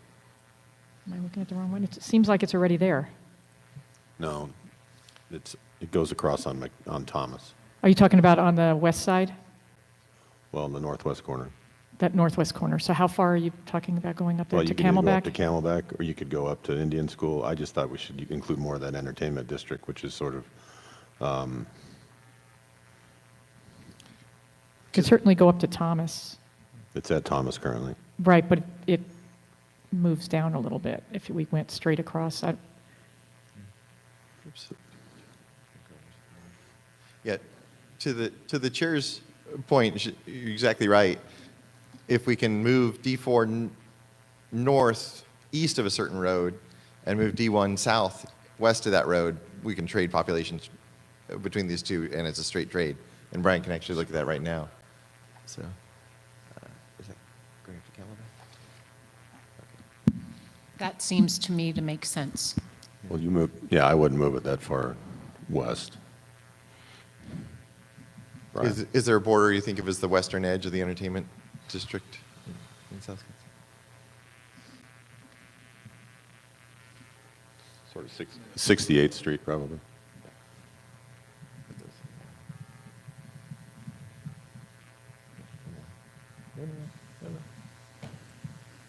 So you got Mill Avenue, runs north.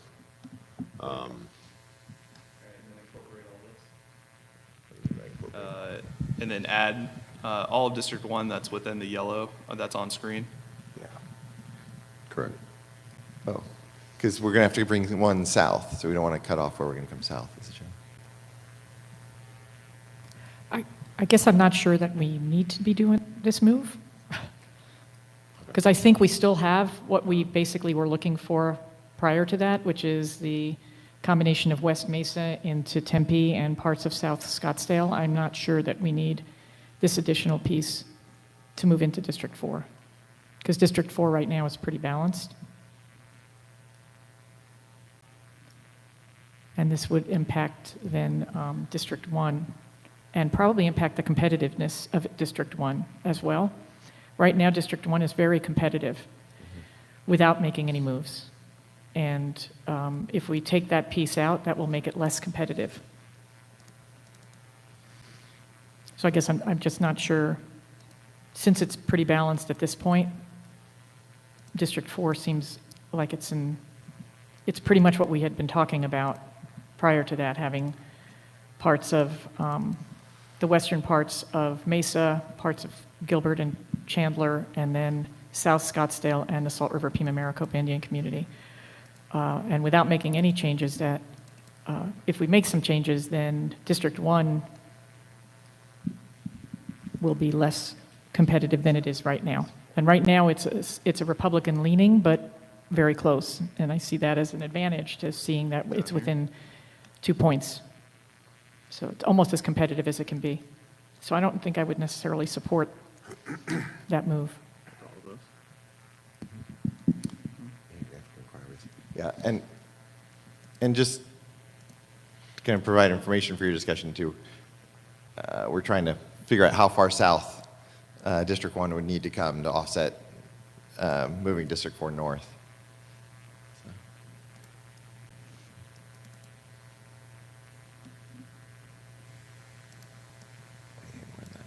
We need 30,000 people in there. Yeah, I know. Yeah, there's no people there. It's a zoo. And a golf course. So I guess I'm just saying I don't know that we need to be, I think District 4 is well laid out based on our previous discussion without having to make any changes. And District 1, with the way it is right now, also seems to include what we had been suggesting, which is keeping Cave Creek, Carefree, New River, those folks together. Also keeping Fountain Hills with Fort McDowell. And because of the competitiveness, I kind of like the way those two are looking as they are without making those changes. Nope, we're going too far east. Straight south.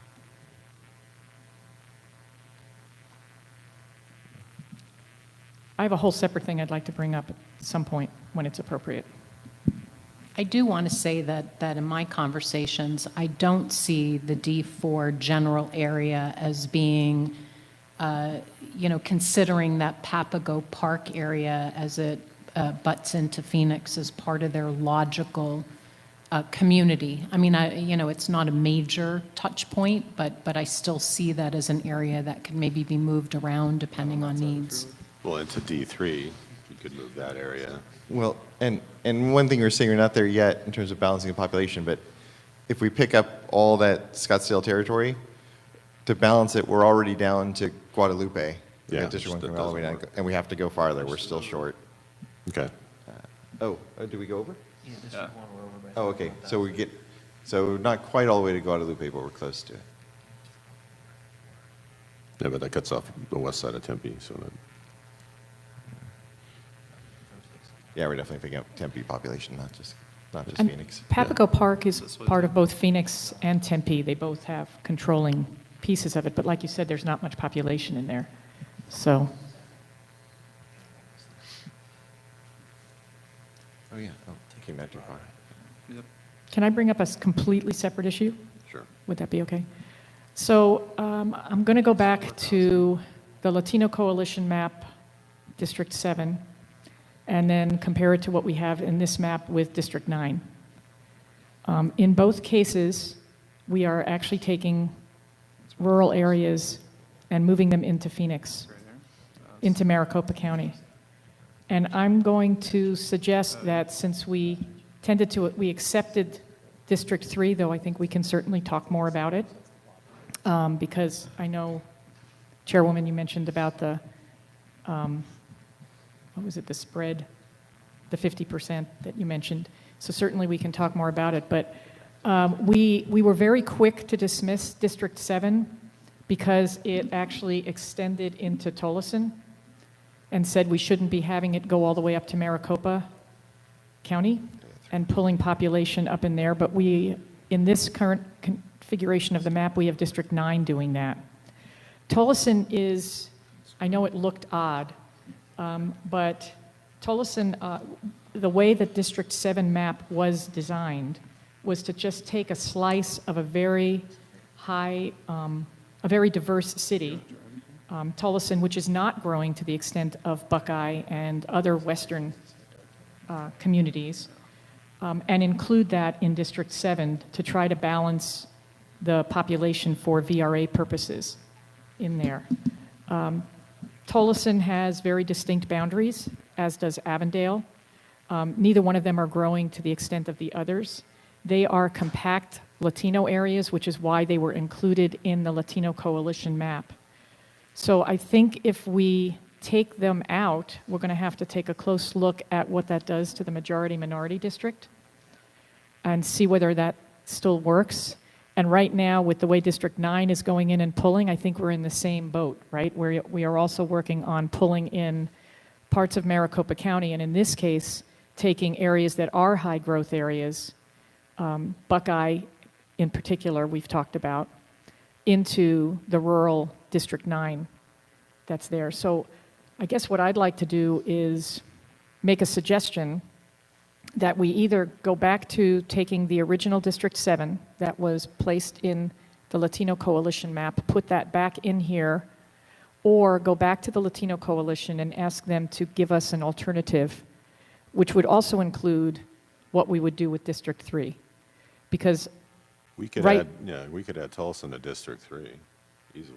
well, then we're really overpopulating that. Well, As part it's of it. It's running at the borders of District 3 currently, 83rd Avenue and 75th Avenue run along the edges of Tolleson. Tolleson sits basically on I-10 at the intersection of the 202, and it's a 6-square-mile little town.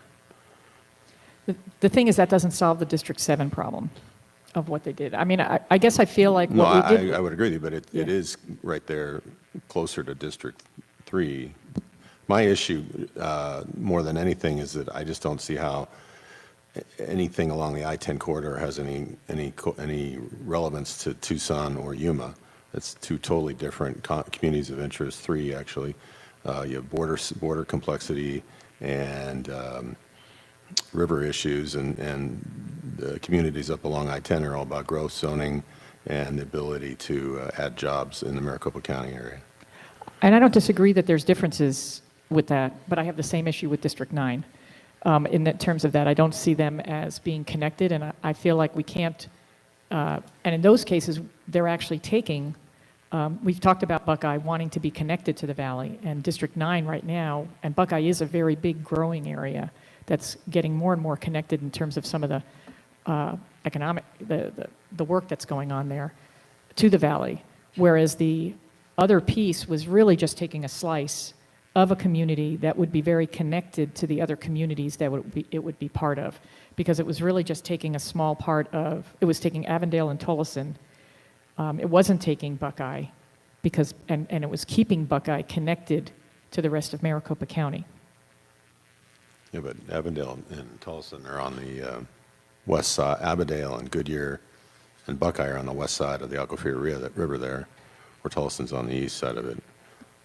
I don't see the connection between the touchingness of the two. I don't know how we do that in the state compact and some of the other constitutional requirements we need. And I would object to 7 going any farther north, because you're going to then just have troubles with population and make adjustments below that are going to be bad. And 7 is performing quite well as a majority-minority district, according to the statistics we were given this morning, as it's drawn here. I think we look at the implications of 7 on other districts. It's not just 7 itself, but what are the implications of what it does to District 6 and also to Tucson in general.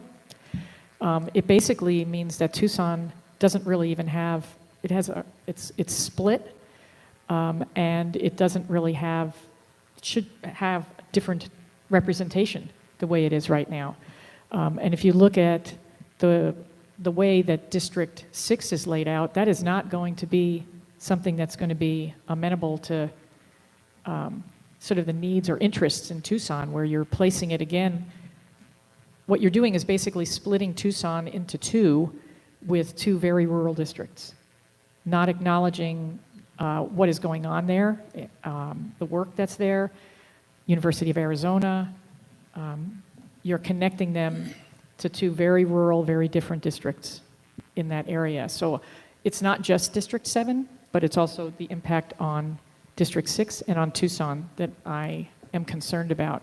And I'm also concerned about the fact that we were quick to manipulate one of the Latino coalition districts without consulting them and saying, what do you think would be best?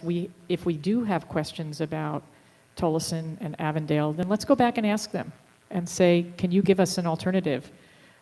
We accepted District 3, but not District 7, and I think it would be worthwhile asking them, especially from a VRA perspective, how could they otherwise create a district that they feel would satisfy VRA and the majority-minority area. Taking it out of Maricopa County completely might reduce it into a opportunity district versus into a full majority minority district. So I guess I'm asking from that perspective that we potentially go back to the Latino Coalition, or we go back to the original map that they offered and then work from there. I would strongly argue to stay with this for the moment. And we're going to end up at the end of this week or next week with approving draft maps. And they're only going to be draft maps. And we're going to have a month of major opportunity for people to give us comment. And I would certainly invite the Latino Coalition and everybody else and for us to really look at that. But I don't think we're going to fine tune and nail down these districts perfectly at the draft map stage. And of course, nothing precludes each of us as commissioners from doing learning on our own to try to understand our state and their needs. But again, to create a precedent where to make decisions, we need to go back to each community of interest to solicit feedback. I'm concerned that that process will handcuff us a little bit with making decisions in a timely way. The only thing I'd like to point out on District 7 is I agree with most everything's been said, but literally as a southern district, we take into account the 2 major population cities, and I think they deserve a voice over additional population in Maricopa County. Well, I have issues with how it affects Tucson. I know that that's not my home. But I do think that again, it's not just District 7, but it's also the impact on that city. Tucson has over 1 million people. The representation there should be better than what is showing up on this map with District 6. The change actually puts Tucson, when I roll into this, it divides it up in a way that may not give it the Southern Arizona representation that it should have. It doesn't necessarily improve by doing it this way. It doesn't improve the VRA performance of District 6, and it actually makes of District 7, and it makes District 6 less competitive as part of it. And District 9, the way it's laid out, also does take, because it's going, we need to kind of take a closer look at District 9. It takes in very heavily Latino areas in the west side of Maricopa County. And those folks should be in the majority Latino congressional district. It will give them less of a voice as part of that. So there's a number of issues that pertain to District 9 and District 7, and then how they impact District 6 that I'm talking about. So it's a domino effect. When we pulled that out, and then we opened this by looking at 3.5, it really affects the Latino population in the West Valley significantly, and also affects Tucson's representation. I would argue strongly that Tucson, with 1 million people, always will be split, always has been split. Isn't going to be a way to avoid it. It's a question of where the splits occur. The split's actually much closer to what it was in the past than what it would be if you pull 7 all the way up into Maricopa and have none of it into the city of Tucson. So this actually, it helps the VRA. We heard that earlier. And it makes the Tucson districts much more coherent. And yeah, it's split, but that District 6, as it's drawn right now, is the most competitive district on the map. Or extremely competitive. And I'm not saying Tucson shouldn't be split. I'm saying where the split is. That's what I'm talking about. So it's certainly Tucson has always been split, but I don't think that this District 6, 7, and 9 is the best. That's what I'm basically getting at. I've already said it a couple times. Commissioner Lerner, if I may, just for purposes of discussion, if you're talking about District 7 with the west side still in District 7, one of the beauties of these folks putting together so many maps over the weekend, you're essentially talking about map 3.0. So if you want to talk about the two views of what happens in Tucson if you put the West Valley back in, you're comparing to 3.0. 3.0 shows up as not quite balanced, but that's just because 1 and 9 need to trade some population. So you can treat it as essentially balanced for the purposes of 7 and 2 and 6. So just for comparison, if you're thinking about if 7 stays in the West Valley area we're talking about, you're essentially talking about 3.0.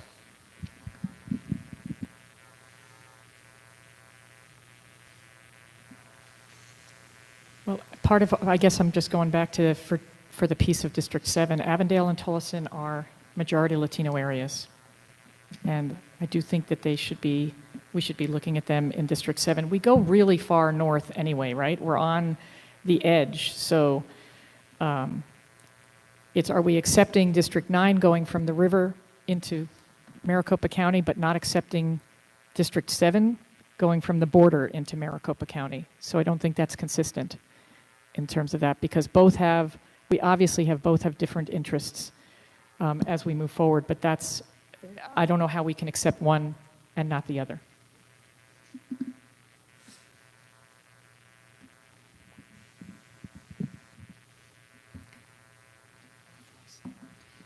Brian, isn't the Salt River along there in southern Maricopa, isn't that the border of the county line?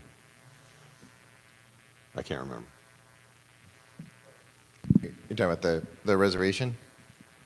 Well, the reservation runs up against the Salt River and then looks like a Strailing Mountain Regional Park.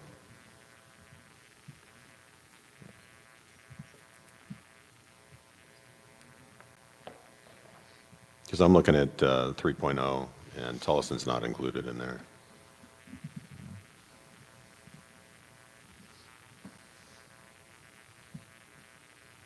So I was just curious where the county line was. Is the county line the Salt River? Oh, no, the county line is down south of Gila Bend. Is that what you're talking about? Oh, okay. Yeah. For Maricopa? That's where Maricopa has that big foot off of it down there. Also, just as a point in terms of, you mentioned that it improves District 7's performance. It doesn't as far as VRA. It may improve it as part of Democratic votes, but I would actually, it would be interesting, and maybe I would appreciate it at some point, we could get a VRA analysis of the original Latino Coalition map and the map for 3.5, District 7. Would that be possible to get that? I thought that was already presented today. No. Didn't you? No. You were just looking at the elections. You said it actually improved the chance of a minority candidate because the voter propensity, crossover vote was greater. Correct. We're talking about the shift in 3.5. You're right. I talked earlier about the Latino citizen voting age percentage goes down by 2% from 3.0, but the performance of our benchmark elections, the Democratic candidates do better.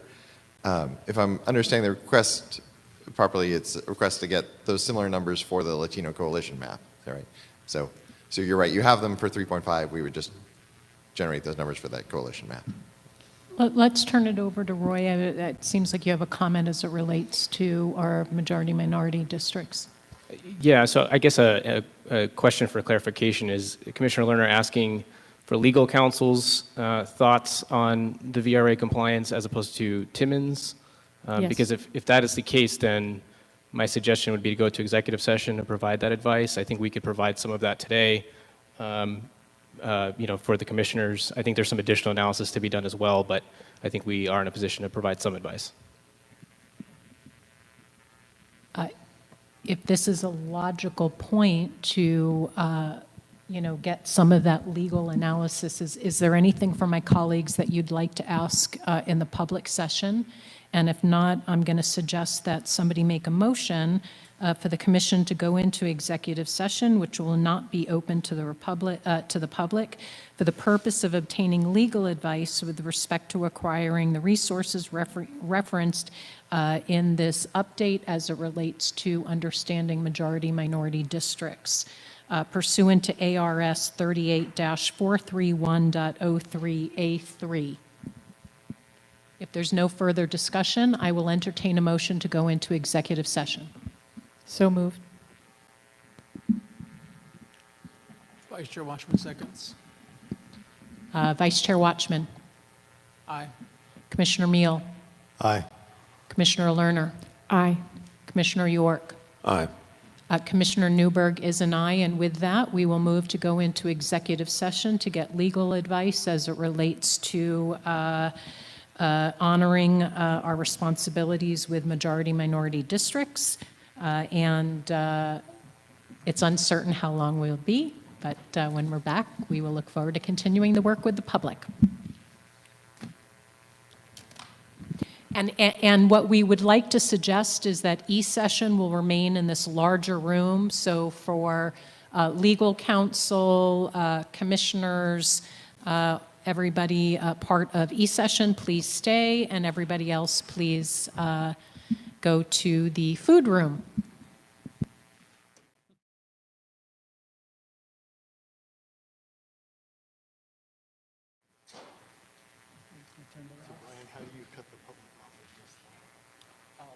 We already turned them off.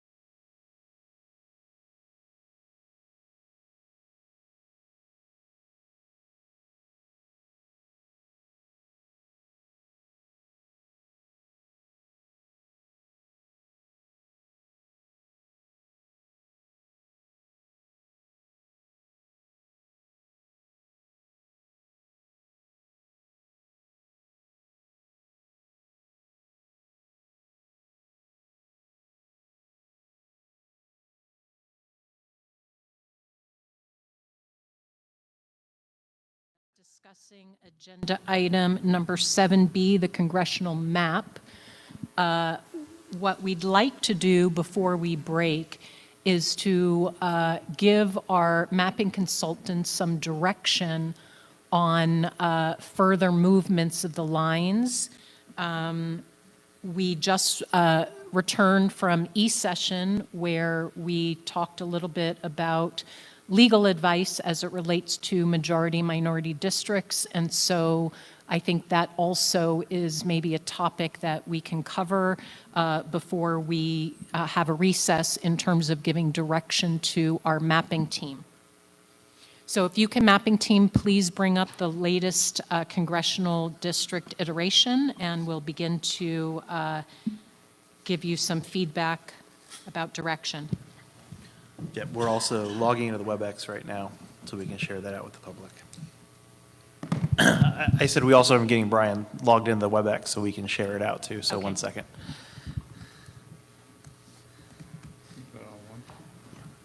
And just in terms of overall schedule, commissioners, I think a nice goal will be to be able to use this time to give our mapping team some direction as it relates to the congressional map. And then I'm going to suggest that we go into executive session. We're going to jump to agenda item number 8B, public records update. We do have some updates with public records, and there are some issues there that I think make sense for us to discuss with our legal team.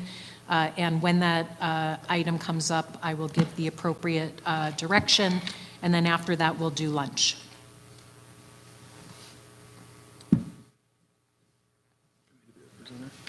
Yeah, please work.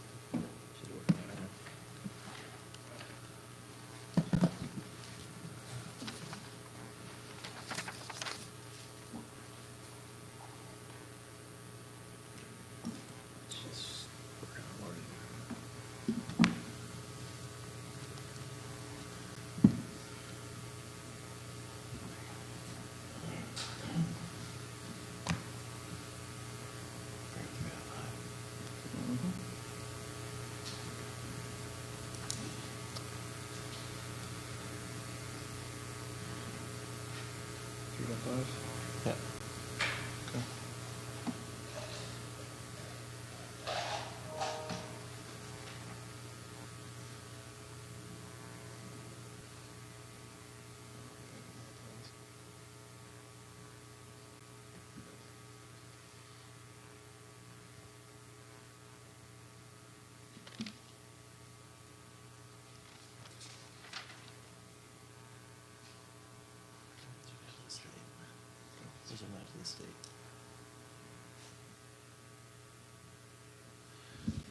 All right, we are ready when you are.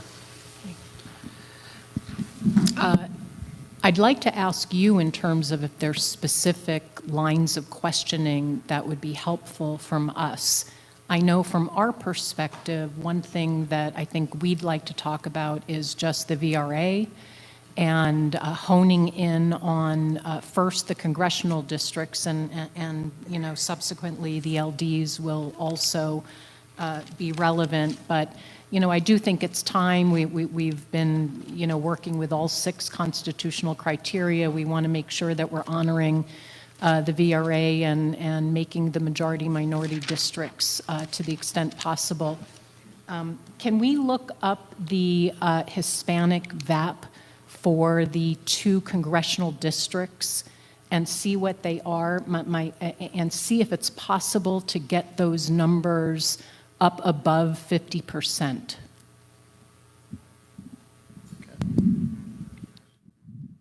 Yeah. So as we're looking at, so District 3, I believe, is already there. Yes, like at 50.1. Okay. I can, so this one? So, yes, perfect. Okay. Thank you. So if you look over in that. Oh, you're wrong. Yeah, you're right. District 3 is it's at 50% there. So it's majority. District 7 is oh no, not that. We want to see their suggestions. Citizen voting age. Oh, yep, okay. Oh, you want to see the Latino coalition map numbers? Is that right, Erica? Well, I'd like to see both. I mean, I'd like to see what we have. I mean, I'm more concerned right about now. us ultimately in honoring our requirements. Yeah, so the numbers we were just showing is the map 3.5, and it's 50% Latino in the citizen voting age column for District 3 and 44% for District 7. And you want to see the 2 focus districts that were submitted? And so District 7 is a little low. Well, it's below 50%, but it's well over in the performance category. So, yeah. It may be over in the performance category, but I'm not sure that that will fulfill our obligation. Okay. Can we see a map of that Tucson area to see where Hispanic population is that may be near District 7 but not in it at the moment? If there are Hispanic neighborhoods that are not yet in there?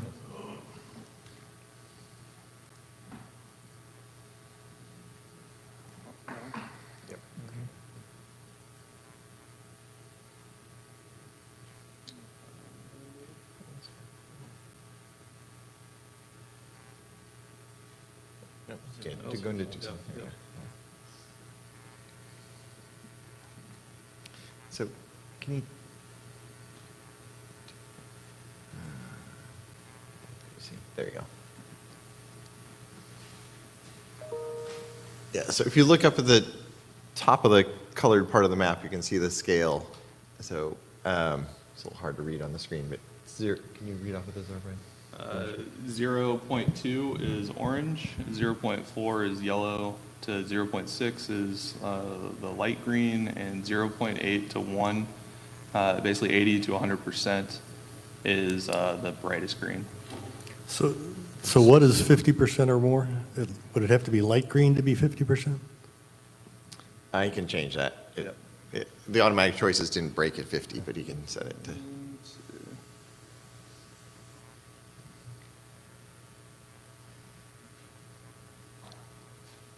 So let's see. 0.5.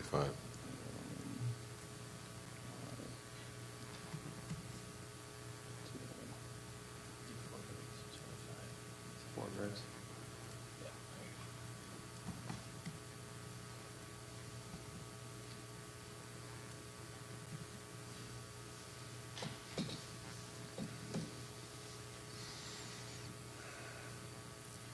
Yeah, so now the yellows and greens are majority.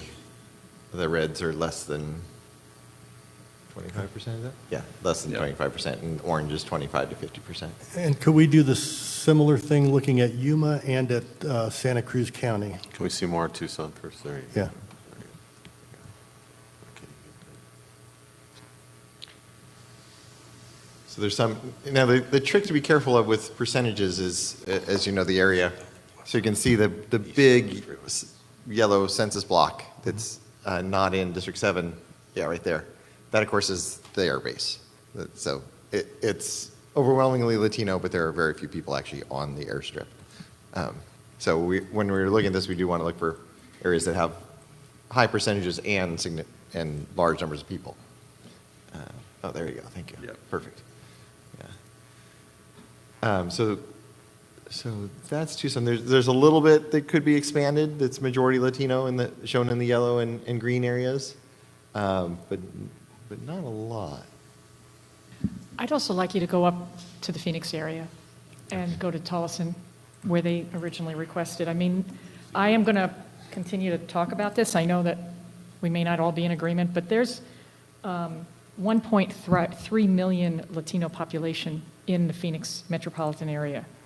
And what we're basically saying is we're going to have one Latino district if we don't include a piece of Maricopa County. So I'd like us to go back to that portion and do the same thing that we did down in Tucson and take a look at the area in Tolleson and Avondale, just the area that was part of that district area, that sliver. Yep. Yeah. So Although Commissioner Lerner, I'd like to correct you that we do have currently 2 Latino performing districts. It's just we're looking to see if we can improve the one. Well, my point is, you're correct. My point is that we are shortchanging the Latino population in Phoenix with that, and I'd like to just look and see what the original coalition had. Thank you. It's on screen. The district line you see there, again, in this map, we have taken the Latino Coalition's proposed District 3 and followed that. So that's the boundary of the district. And in this case, everything west of that is in District 9. Can you zoom out a little bit so we can see the top of District 3 though? There you go. So the question is, whereas you said in Tucson we couldn't really add a whole lot of population to change that, what would happen here in terms of bringing, because we're talking about potentially bringing that Well, in proportion that up. particular diagram, Avondale doesn't meet the requirement of 50%. Avondale's in the orange color. Tolleson is in the green color. Right, right. So we could add those areas that are shown as kind of the old, obviously we wouldn't be going for the high growth areas, we'd be going for the older neighborhoods that are heavily Latino in the Avondale, Tolleson area, and those could go into District 3. District 3 would then have to give up, some of the other population because it is balanced as we look at it now, but it could give up over on the eastern side where it's more red colored or in the north end where it's not as dense. But there could be trade-offs. If it went into District 7, that's what we're looking at. I'm just curious about when you went down in Tucson and took a look at what would happen in terms of asking for population, I'm curious about the same question. If we added back that portion that the Latino Coalition requested in there, what would happen to that number? We're now at that 44%. What would happen? Could we be adding enough population of the Latino population in there to increase that proportion is what I was curious about. Yes, so that would take us back more or less to the 3.0 map. It would be about 46%. As Commissioner York noted, was it Avondale or Tolleson isn't in there? Tolleson is the predominant community. Yeah, one of them isn't in the Latino seats in that map. The reason it's not in there in 3.0 is that it was in our 2 point whatever version in District 3. And when we put in the Latino Coalition map, the Latino Coalition map pulled a little farther east, so it obviously could be moved into 3 or 7. We didn't leave it out on purpose for any reason other than the difference between the two maps. So 3.0 would get you to 46% Latino from 44. We can get the numbers on the coalition map and see what those would be. What about the additional population in Tucson you just highlighted? Pardon me? What about the additional population in Tucson that was just highlighted in green? We can certainly take a look at putting that in. In all likelihood, we could add that in, and then District 7 could either give up, where District 7 is right now following the District 6, District 7 border is following the river. We could, pull that district farther west up close to the river where it's red, and pull the border farther east down where it's yellow and get those kind of South Tucson neighborhoods. So that's I think the better place to pull out of District 7 or take out of District 7 would be Santa Cruz County actually is very Hispanic on the west and south, but there's a big swath of Santa Cruz, not a lot of people, and Santa Cruz has been split historically in the past. So I would look at taking the non-Hispanic portion of Santa Cruz out of 7. I would relook at the Yuma portion of 7 because I think there are some non-Hispanic neighborhoods that could be pulled back out of 7 there. And also Suarita and Green Valley could be pulled back out of 7 in order to help balance. Mm-hmm. So those would be the 3 places I would look to pull non-Hispanic voters out of 7 to try to help the percentage.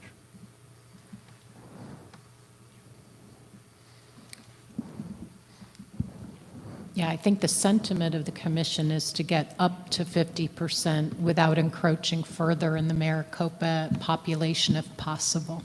I actually do think we need to go up into Maricopa. I do want to get to close to 50, but I am not there saying that. My feeling is that we do need to get into part of Maricopa. And again, I look at it as a population issue there too, that we're sort of, in my mind, we're arbitrarily saying that we don't want it to go into Maricopa County, but it does impact the Latino voting strength in Maricopa County. So I do want to get to as close to 50 as we can, realizing we may not get there, but I am still. And can we go back and look at Tolleson? We have yet to look at Yuma. Maybe we take a look at Yuma. Well, can we look at, what, Tolleson is in, It's in District Three. 9. It's in District- District 9 currently. okay. I think I recall something where they want to be included with the Southern District, which would be 7? That's where they are currently. I don't recall a specific testimony, just you remember it. Yeah. You know more about the testimony than I do. Yeah, So, okay. but yes, currently. Well, I guess they're- what I'm saying is that Tolleson could be a good addition to D7. I think in the Latino Coalition letter, the mayor of Tolleson was a part of that, saying that they would like to be part of that map and part of District 7. So I know there's been, why are we putting it up there? But actually, the mayor requested to be part of that in Maricopa County as part of District 7, which is probably part of why they were placed in there. So we have the mayor requesting to be a part of it, and we're saying we're going to remove it because we don't want them going in there when they're actually asking to be part of that particular district. But did I understand it right, that that is not a Hispanic area? So that's actually going to hurt what we're trying to accomplish? No, I don't. It's primarily warehouse district, but the issue also becomes then compactness, and how do we make the district look proportional? And I'd still like to see Yuma County. What's that look like, Brian?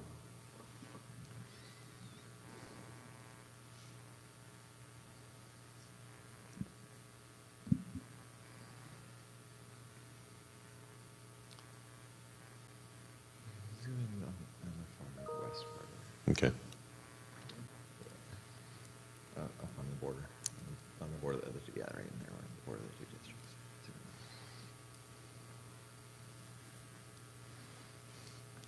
Yeah, so there's a little bit of kind of heavily Latino neighborhoods in District 9 that could come into District 7.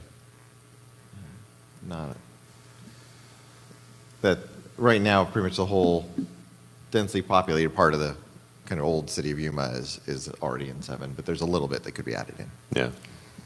But if there are any parts of that densely populated that are non-Hispanic, it would help if they were removed, if that doesn't goof up, I don't know how you do that.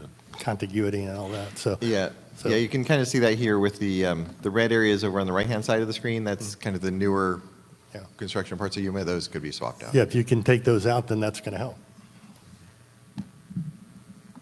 I will say I think we have to resolve this one issue because I think we're not going to find that percentage that we need, or that we're looking for, I should say, by, it's great to do a little bit here and a little bit there, but we're basically talking about, I think, Maricopa County and representation of the Latinos in Maricopa County, that piece that's in there. So the fact that they requested to be part of it, to me, is an important factor. It's not just an arbitrary, let's throw them up there, but they said we want to be a part of that district, District 7, that they feel aligned as a community of interest, and they feel connected as a community of interest with that district, with the people in that district, which is why they requested to be in there. So it's not arbitrary, it is because of their alignment in terms of their community.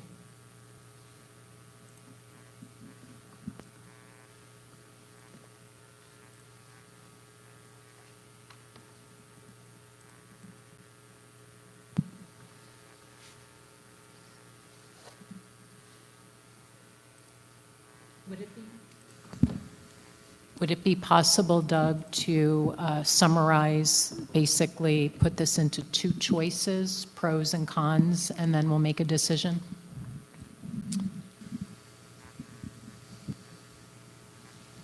So I guess the question would be one of 2 options. One would be to take 3.5 and work in Yuma and in Santa Cruz and in Tucson, and we can look in Pinal as well and see if there are changes that can be made to, as I'm understanding the request, to bring that District 7 up to over 50% Latino while following neighborhoods and things like that. Yeah. and see how close we can get without reversing the decision to come into Maricopa or up into West Valley, I should say, because we do have Gila Bend. The other sounds like would be the other side of the request, or separate request, I guess, would be to more go back to the D7 in 3.0 and put Tolleson into it and make adjustments and see if that it gets to 50%. And I don't know if we're hearing both of those requests or what are we seeing on that? Sounds correct. I'd be comfortable with us looking at both of those requests. Just as a point, I'm looking at my notes. Tolleson is about almost 78% Hispanic voting age, and Avondale almost 52%. So it would be interesting for us to look at that as part of it. We're not, again, we're kind of looking at a population that could fit nicely in there. So I'm fine with looking at a couple of different options, but again, going back up into Maricopa County. And part of it is, again, completing those rural districts in many ways. We're looking at District 9 heading in there as well.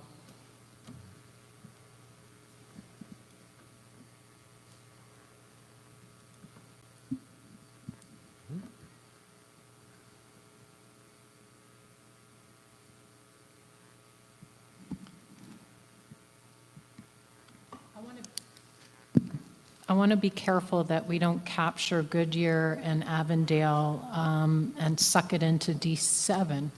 I mean, I just think, okay. Yeah, I think that's part of the thing, I think, is we shift D7 to get into the Tolleson areas that in earlier versions were in D3, but now are not. We would try to give up the high growth Buckeye, Goodyear areas. Exactly. Yeah, we're really just thinking of the older areas, not the high growth, not the Buckeyes. Well, if you follow the river, instead of the east of the river, you get the older part of the areas. But the population grab there is going to mess up the map in other spots, and so we have to be cognizant of that also. Can you please highlight again for me the exact area that it would tap into Maricopa County, according to Commissioner Lerner's preference? I want to see that area.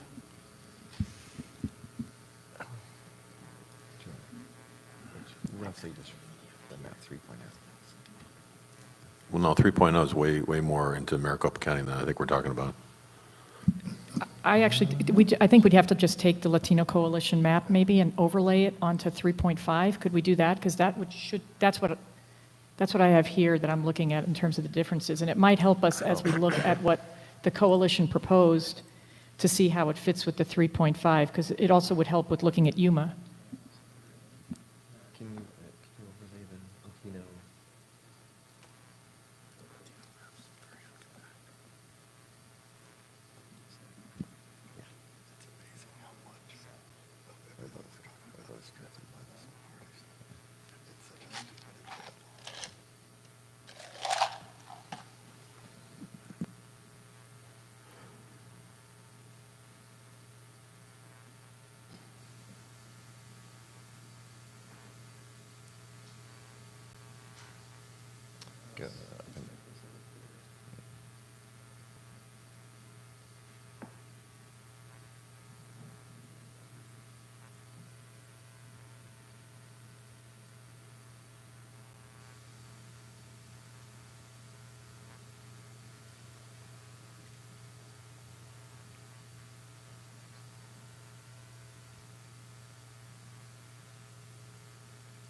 We're getting the overlay of the coalition's proposed commercial map.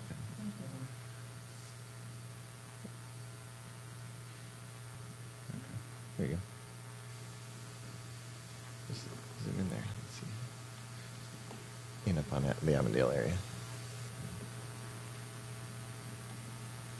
You're fine. You just keep zooming in on that neck that goes up. Neck of D7 goes up.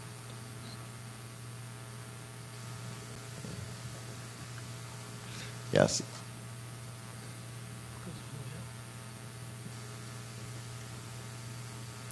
Yeah, so what you're looking at, so Brian has highlighted there we go, perfect, the city of Avondale. And the red arm is the coalition's proposed D7. So you're getting Avondale, you're getting a little bit east of Avondale, and then going up. The top part of that above Avondale is western Glendale. You can make out Luke Air Force Base, a kind of odd-shaped census block, just in the blue at the top there. So you're getting the west end of Glendale, but not the Air Force Base. And then I think is Tolleson. Can you highlight Tolleson? Yeah. There you go. Yeah. Yeah, so they're picking up Avondale and Tolleson, and then small areas around it. But it's not taking in Goodyear or Buckeye at all, right? Zoom out a little bit. Because I think that was the intent, was not to take those in, since those are high-growth Right. areas. Yeah, it's getting just that the more recent Goodyear annexations in the way south there. But yes, the kind of currently populated parts of Goodyear are not in there. And same thing with Buckeye. It's getting right down to the edge. It goes up to the edge of the southern edge of Buckeye, but not into it.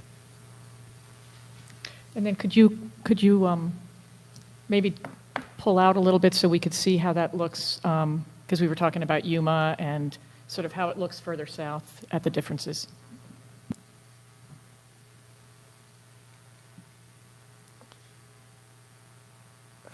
So why don't you turn off our map? There you go. And zoom in down on Yuma. It's pretty similar down in Yuma.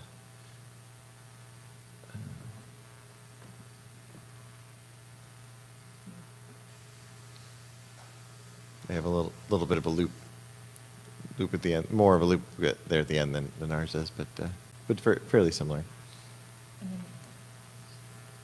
If you don't mind going east, then I just want to have us get a picture of all the differences that are between the two maps, because there's a few. There's another one that's along I-10, I think, that they've included that is not included in. You're talking in Pinal County, in Maricopa County, or? Sorry. Over closer, if you head east, you'll see along I-10, there seems to be some difference, and then over in Tucson as well. Oh, yeah. Yeah, so that's the Go further east there. South. There you go. there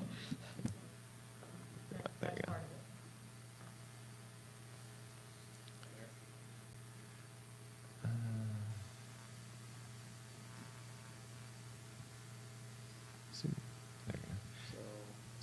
So they also take all of Santa Cruz County, just like 3.5 does. Are we comparing to 3.5 here?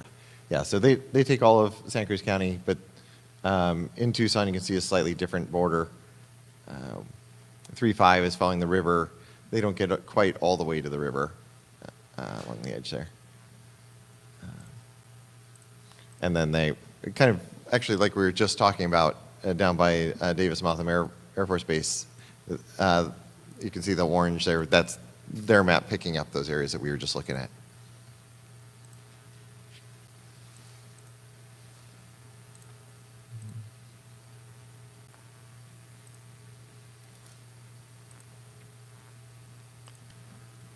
And then if you go north, what's that area, that orange area? I'm just trying to look and see what that includes. Oh, Arizona City. So, yeah, so that's Eloy highlighted. So they're picking up about half the territory of Eloy, the foot of Casa Grande, and then areas around it.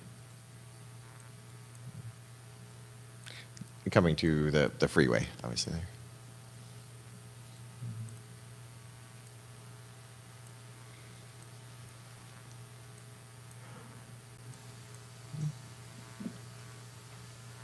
So I think the question is, how do we fill out this majority-minority district in a way that honors our constitutional criteria?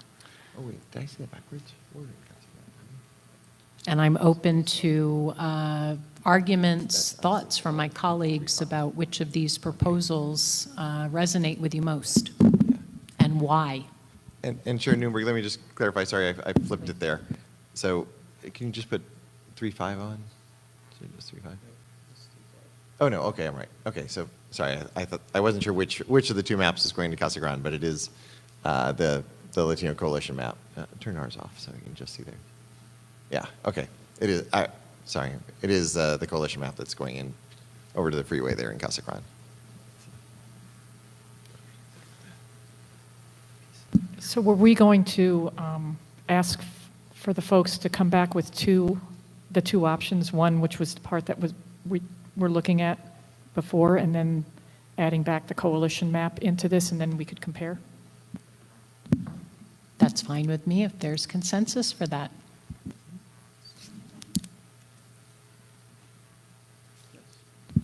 Before we break, are there other areas that you'd like direction on so we can maximize your time?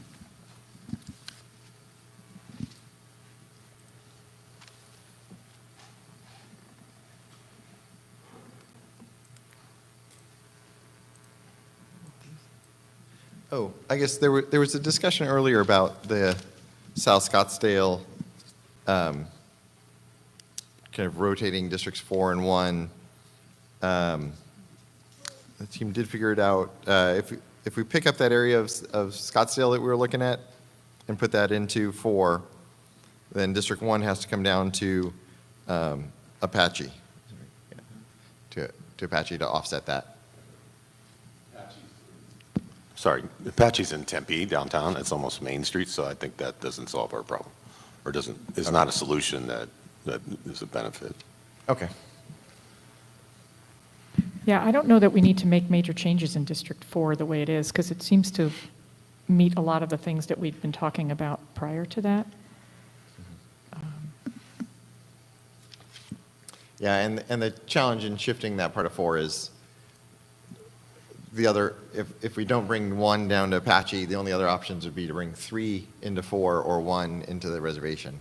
And both of those are decisions that the commission is, or instructions the commission has given us earlier not to do that. So if you're comfortable just leaving it the way it is, we can do that. Or be open to future ideas. Could you do me a favor, and if we take a look at District 2 and District 6, that area to the south. Yeah, no, further up, I'm sorry. If you, it's over by Casa Grande and,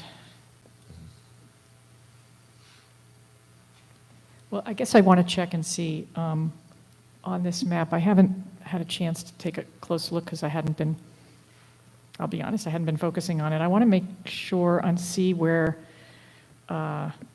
the Ak-Chin and Gila River Indian communities are located, and be sure that they're entirely in one district. They're in District 7. Are they in 7? Yeah. Okay, are they completely in 7? That's what I just wanted to double check, because I couldn't quite tell from the map. Yeah. Okay. Yes, that was the correction we made in 3.0, is there was a little piece of Gila River that was missed in an earlier change. So the 3.0 map that this is based off of united them both entirely in 7, and this maintains that. So they are entirely in 7. Thank you.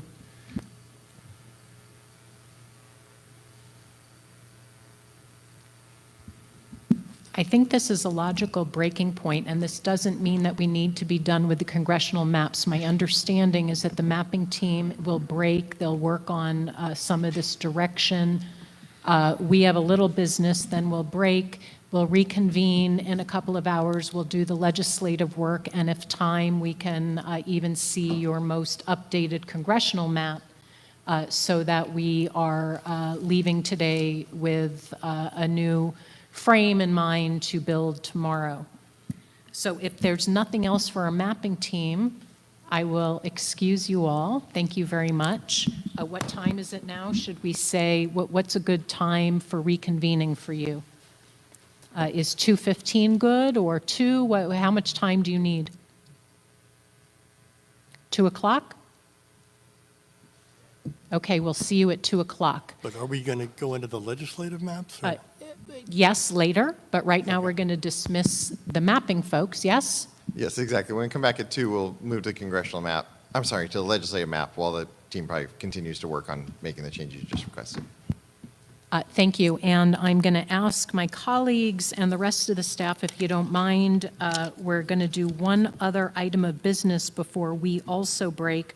We're going to jump to agenda item 8B, which is Executive Director's Report and discussion thereof. We're going to discuss public records update. After our mapping team leaves, I'm going to suggest we go into executive session just to get an update. It's been a while for us to be able to get a sense of where we are in honoring the requests and our legal obligations moving forward. And so I presume while they're moving, we could actually move forward with that item. If there's no further discussion, I'll entertain a motion to go into executive session for agenda item number 8B, public records update, in order to, which would not be open for the public, for the purpose of obtaining legal advice to further implement and/or advance the legal issues as it relates to public records pursuant to ARS 38-431.03A3. And with that, I will take a vote to go into executive session. Vice Chair Watchman. Aye. Commissioner Meal. Aye. Commissioner Lerner. Aye. Commissioner York.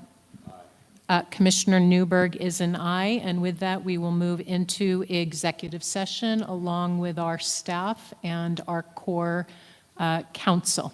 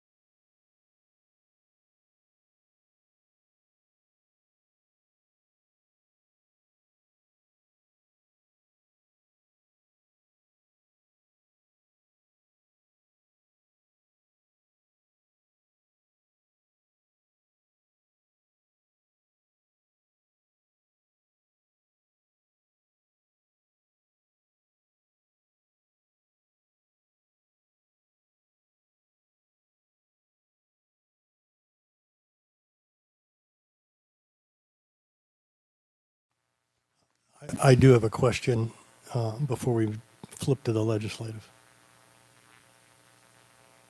But if you guys have anything first.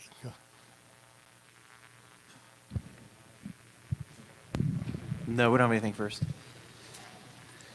On the majority minority districts, like the current District 7 right now, we've said is only a little over 44% Hispanic, but it's over 50% minority. If you add the Hispanic and Native American and Black, then you've also said that it's performing great for Hispanics. So the fact that it's majority minority, even though not majority Latino, and that it's performing great for Latinos, does that, I guess it's partly a question for you guys and partly a question for you guys down there, does that make a difference? And my answer is going to be to refer it over there. So, so.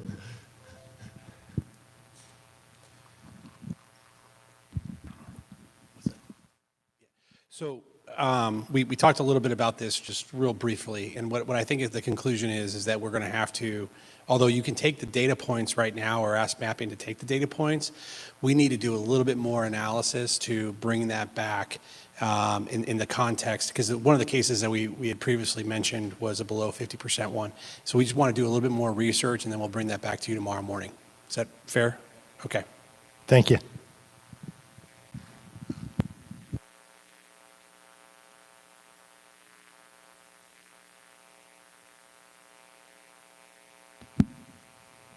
I think with that, we could probably move into the legislative map.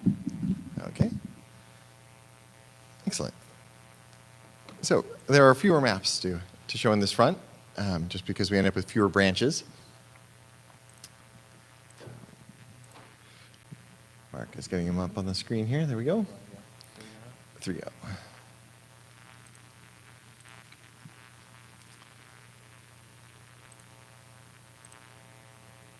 Okay.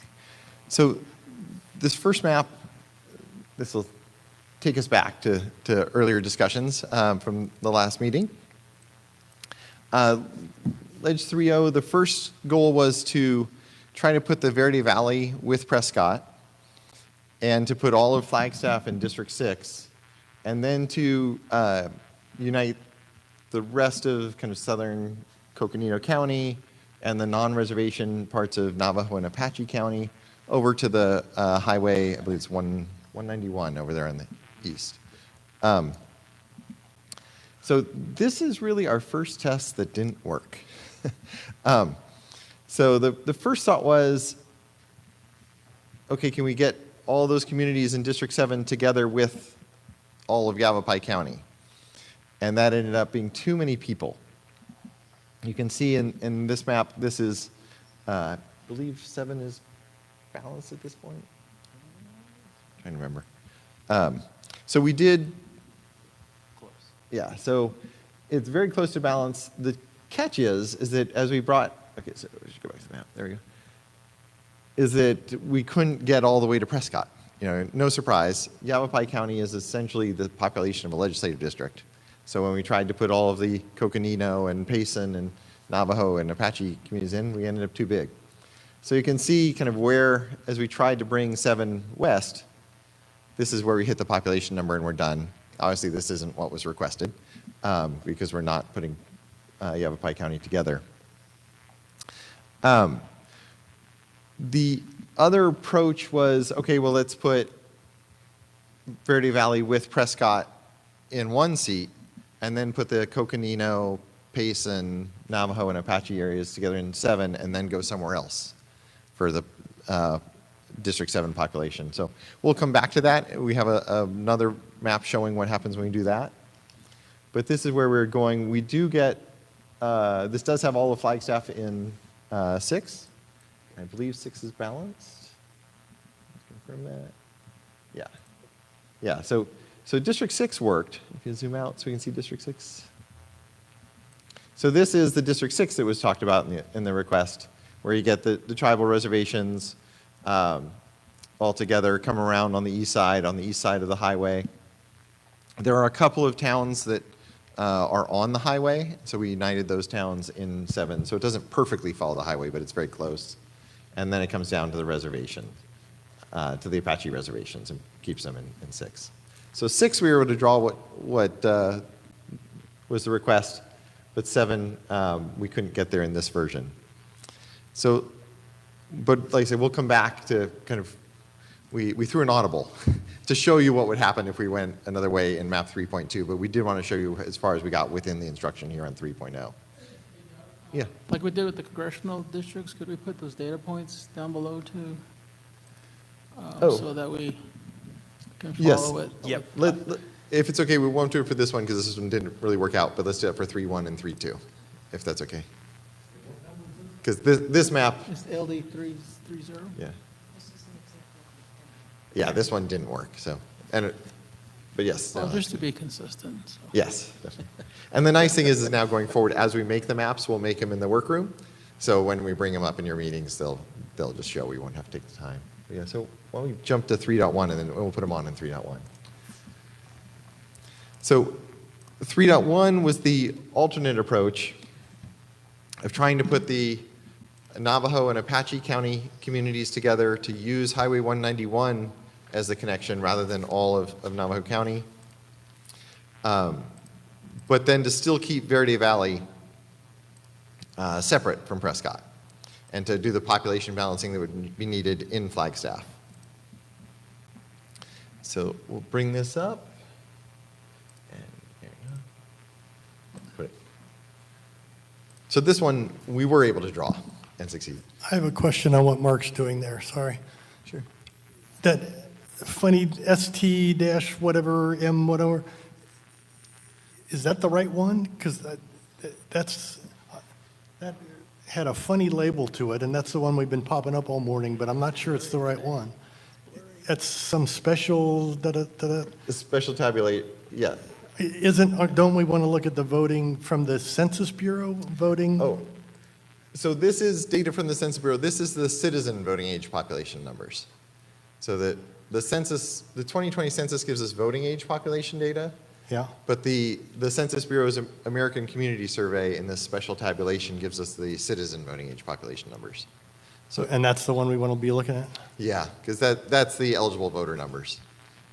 Otherwise, you get a lot of citizenship differences. Obviously not among the Native American community, but when the All Latino right, I didn't understand, obviously, I didn't understand that. So. Yeah. Well, and unfortunately, when we were translating databases between databases, the titles got cut off. So that's why we have the weird ST. It only got the first 8 characters in the name there. So that's why they get the odd numbers. So in this map, this is the alternate instruction, which is to put the same communities together we were just talking about in Payson, Southern Coconino, Mojave, and Navajo counties, and to end up with essentially the same District 6, but instead of putting Verde Valley with Prescott, Verde Valley stays in 7 in this case. And so we simply population balance in Flagstaff. So we end up with a population balance map. We're able to draw what the commission requested, and yeah, if you can zoom all the way in Flagstaff. And you can see we almost were able to follow the freeway. So District 6, when you get into the city, the weird arms on the left are weird arms in the city border. All of the city of Flagstaff north of the freeway is in 6. Mm-hmm. And then the city south of the freeway is almost all in 7.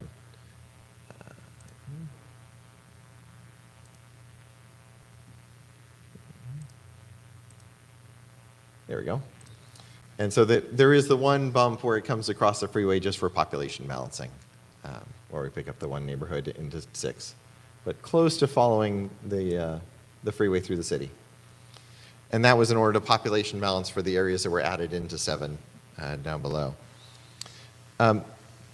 In this map as well, we have some changes down in Phoenix. So can we go down to Phoenix?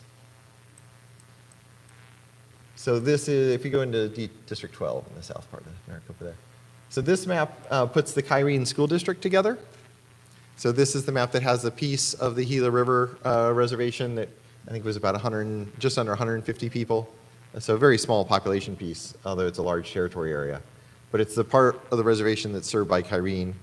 And then it's the Ahwatukee and Chandler pieces that also go into Kyrene. So we do get Kyrene together. You can see the shape that results from that. Make sure we get our list straight. Yeah, so that's the main change. And then there's a little bit of population balancing that goes on as a result of that. But that's the other one that we worked into the same map. And obviously those two, what we're talking about up north and what we're talking about with Kyrene are independent. You can accept or reject the two pieces separately. So that's map 3.1. Yeah. Can I ask a question regarding that 3.1? Just curious why District 1 drops down into the airport there in Maricopa County, So, as opposed to keeping that in District 11. oh, Sorry, Yes. my question was, why does the District 1 drop down into the airport there, as opposed to keeping it in District 11 like it was? yeah, so this work, what we were doing wasn't so much worrying about or focusing much on the borders between 11 and 1 and 26. What we were doing here was making the eastern border of those heavily Latino districts follow the Tempe-Phoenix line, and then the pieces inside of that just kind of fell where they may. So, so there wasn't a conscious design decision to say take 1 down and bring 11 up. It was just 11 was already up, and we needed population into 1. 1 used to go farther east, and so we were just pulling it back in. So that could obviously be balanced. One thing we were looking at, though, is that the northeast corner of District 11, you can see the freeway loop there. So we didn't want to cut and divide the freeway loop. And wanted to keep that together in one district. Just traditionally it's been in one district, but that's certainly something that we didn't have direction on yet, so we didn't want to make our own call there. But the commission can obviously give us direction as you see fit based on what you've heard in your judgment. But it wasn't a conscious design choice or an instruction to put the airport one place or another. Doug, can you help me understand the lines of where the full city of Chandler lies within this? Is it currently in D12 and D13 in its entirety, or is it also going into D14? Yep. Am I looking at the right map, 3.1? Yes. Yeah. Yeah. So actually, as we drew the Kyrene Sea, well, we actually looked at the city border. So you can see it's entirely in 12 and 13. Yep. Yeah, 12 Okay. and 13. So that little notch where 12 comes up in the northeast corner, that's because of the city border there. Thank you. So this really is, actually, this is a great thing, Mark. This shows you, it's Chandler, it's Ahwatukee, it's the Kyrene portion of the reservation, and then South Tempe.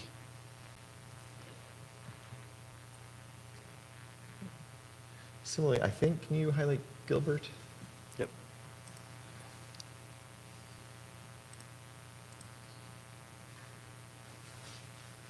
Yeah, so then you can see the lines.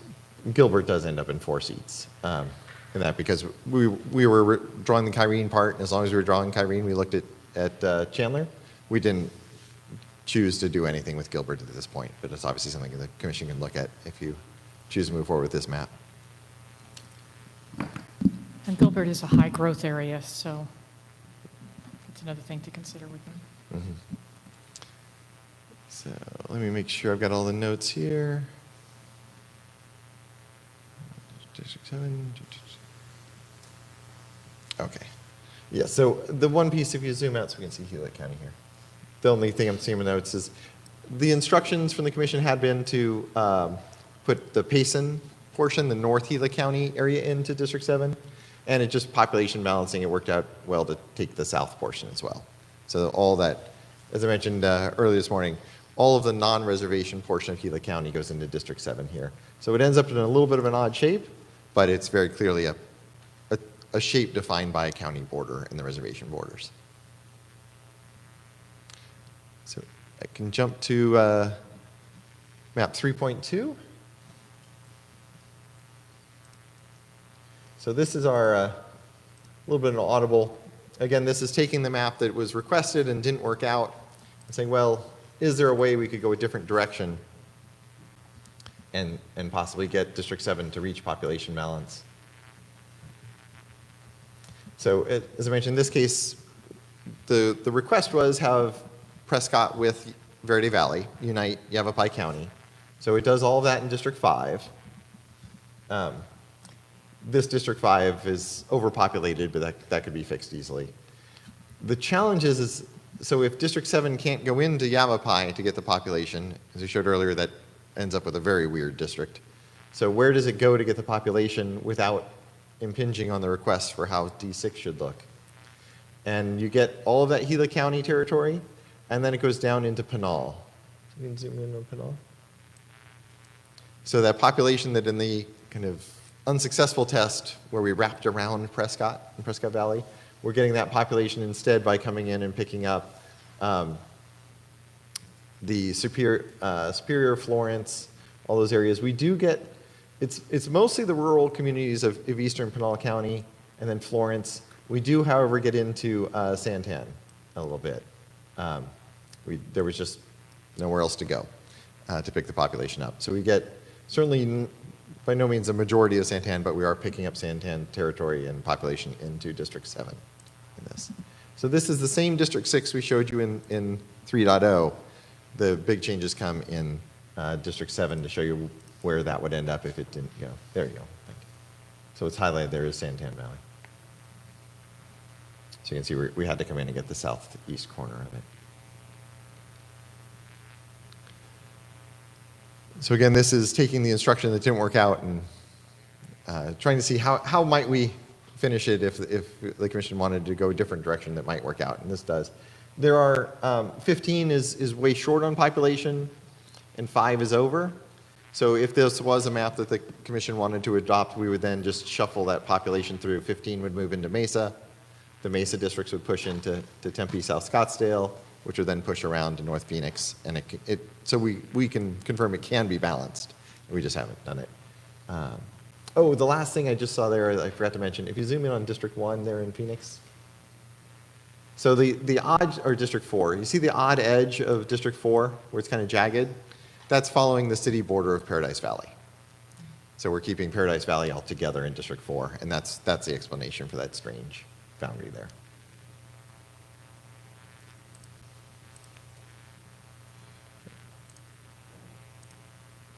There you go. So that was what we had to report, and happy to answer any questions. Again, these maps are, as Brian showed this morning, on that fantastic hub site with all the data sheets and everything, so we can pull all that up. So. I just had a follow-up question from our previous discussion. I don't know where this ended up, but we had talked about the Sedona and Verde Valley potentially connecting with Flagstaff and at the very least Sedona. Did you play around with that to see how that could work? Because we do have, I went back over the weekend to look at notes and documentation, and we have documentation from elected officials requesting those connections. I know it might be harder with Verde Valley, but I didn't know if there'd be a way to do that with Sedona. So I just wanted to know if you took a look at that, because we had discussed it. So yes, anytime when we talk about putting the Verde Valley with Flagstaff, we're also getting Sedona, because it's in the middle there. Right. When the maps that unite, like this one that puts all of Yavapai County together, Sedona's a cross-county city, so we're dividing it along the county line in these test maps. Well, I was just wondering if Sedona, even if we separated it from Verde Valley, since it is separate location, and we had 2 or 3 city council and I think a mayor from Sedona speak to it. I don't know I didn't know if you'd looked at seeing if that could swing down into with Flagstaff. If it was, I think Flagstaff is what, District 6? So Correct. I'm just asking if you kind of looked at how that configuration would work, since that had been a pretty strong request from that community, and if you looked at, I guess that's my question. So it wouldn't work in this version because Flagstaff is in 6, and so there's some population south of Flagstaff, so we'd be moving quite a bit of people into 6. They would then have to come out, and 6 is pretty much just reservations and Flagstaff at this point. So to get Sedona in with Flagstaff, we'd have to take Flagstaff people out of Flagstaff in this test. If we were looking at 3.1, I don't know if that would Right. make a difference. So 3.1, it's correct. So in that case, Sedona is with the southern half of Flagstaff. So yes, the 3.1 does achieve that. So that portion of Flagstaff that's on the south side of the freeway is in 7, and then Sedona is in 7. So 3.1, you're correct. They would be together.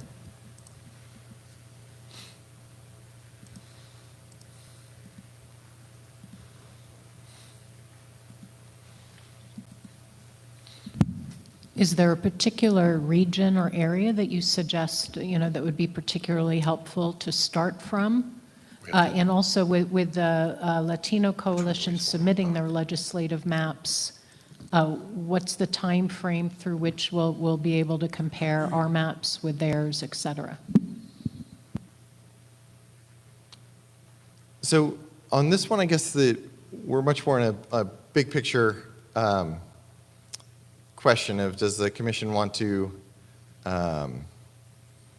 proceed with either 3.1 or 3.2, 3.0 is the test that didn't work out, or go back to 2.0, the last adopted map, and consider working from that one. So that would be one piece. I don't know a timeline. Do you have that timeline on the Latino Coalition letter or map? They should be, I think, all in the system as of right now.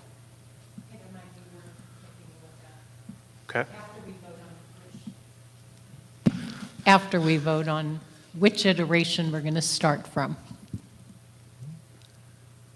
So maybe you'd like to review for us, it sounds like there are two options to choose from. Maybe you could reiterate the difference and we'll take a vote. So yes, we have two new maps that we, 3, but we recommend not doing 3.0 since it didn't work. So 2 maps to focus on that are new maps, 3.1 or 3.2. And if the commission chooses not to move forward with either one of those, then we would start again from 2.0. So you don't have to vote to start again from 2.0. That's just where you'd end up if you don't approve 3.1 or 3.2.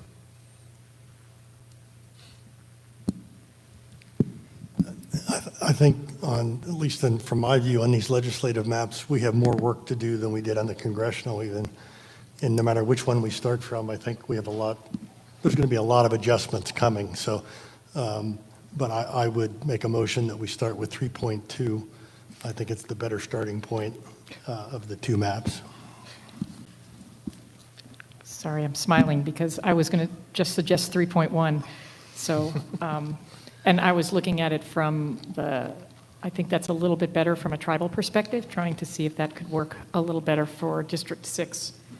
And that was the primary reason I was looking at it, was I think that 3.1, there's not huge differences between them overall, but I thought we might have less adjustments to do if we start with 3.1 from the tribe for District 6 and District 7. And District 7 seemed a little more compact in that case too, so that was my reasoning for looking at 3.1. It's actually, as Mark was showing on the screen, I forgot to mention one change. In District 6 and 3.1, obviously District 6 has lost a little bit of Flagstaff because Flagstaff is divided. It makes up for that population down in the south end of District 6. It actually picks up Mammoth and San Manuel and Dudleyville, that kind of southeastern corner, and Oracle. So that was the last piece I forgot to mention about 3.1. I thank you for pointing that out because those people really expressed a strong interest in not being a part of the district with the Navajo, with the Native Americans. So I think that's a very good reason to go with 3.2. Could you give us what's the population difference between in District 6, since it's below, well, District 4 is also quite a bit below, I see, in 3.2. What's the difference population-wise between the 2 maps, 3.1 and 3.2? In District 6? Yes, District 6 is a little low, and District 4 is significantly low in 3.2, so I'm curious about how that looks between the two maps. Yeah, so in maps like, that's a good point to make, is in these maps where there are districts that are short, on the spreadsheet, there's a note at the bottom highlighting how that could be balanced. So obviously, it wasn't part of the test, but to reassure you, we have looked at how that transition could happen and it can be done. But yes, so 4, I would say don't worry about because we would need to balance it, but for 7, which is obviously a focus of this test, and 6, you end up, in this map, we're at a little short, but very close to balance in both of them. And you get a Native American population in 6. Can you read that? Citizen voting age one. 174,234. Is low in 6 with 3.1? No, what's the percentage? Oh, the The numerator percentage of 6. Oh, 58%. I'm sorry. And then what's the, in 3.2? That is in 3.2. Oh, okay, what's in 3.1? 3.1 for 6 is 58%. Oh, okay, I was actually asking a different question. I'm sorry, I wasn't clear. I was just looking at overall population size. I was noticing that District 6 is short by about 4,000, but it is a good question actually in general. So Mark, you know, if it's 57% at 3.2 and 58% you said at 3.1, right, for Native American?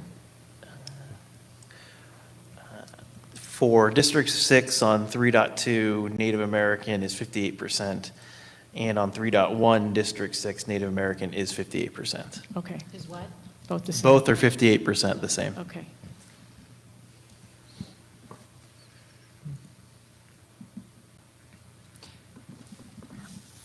Do either of my other two colleagues have a preference as it relates to 3.1 or 3.2?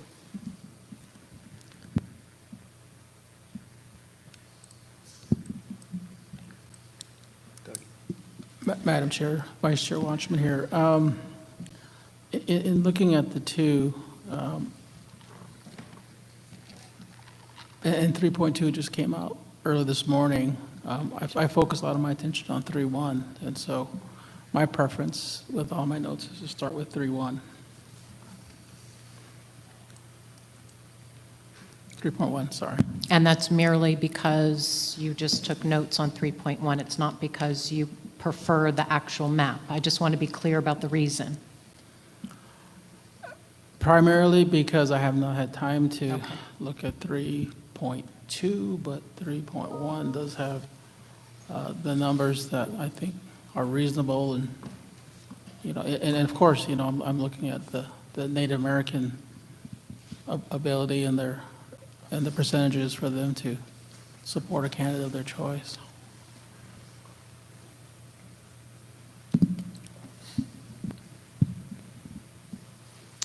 I like two things on 3.2, actually. The fact that Flagstaff was completely all in District 6, and I also like the way that 3.2 treated Maricopa County.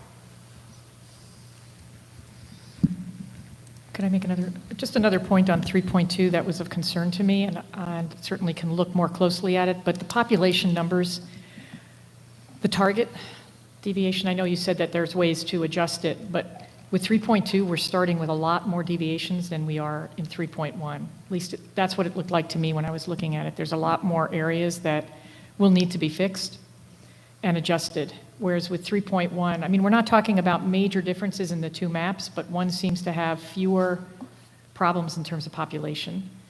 And that's part of what I also liked about 3.1. We don't have to be manipulating as much in terms of the overall population as part of it. And so that was another reason that I also liked 3.1 for that perspective. I also like the way it works out just in the same way as Commissioner York. I actually like the way it distributes the population in Maricopa County as well.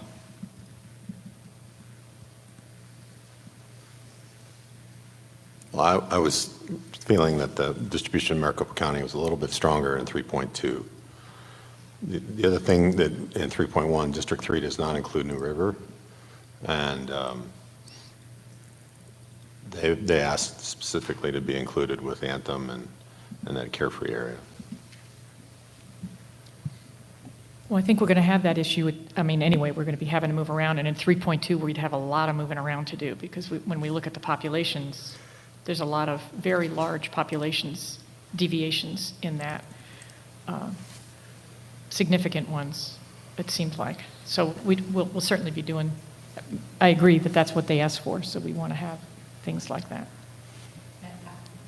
Actually, I asked my colleagues to think about it through that lens. Can you look at this starting map and see a vision of where you feel we need to go to meet our constitutional criteria? And let's not, be too perfect, because neither one is going to be where we're going to be. And to be honest, I really like it if we can get consensus, and I'm not choosing which map. So I will. But can you look at each map and see where you need to go, and is it possible to get there from either one? And if, not, and if you have these, very strong opinions on both, we'll take a vote. Could you do an overlay of the two, so we can actually look at the two maps and see exactly where the differences are? That might be helpful.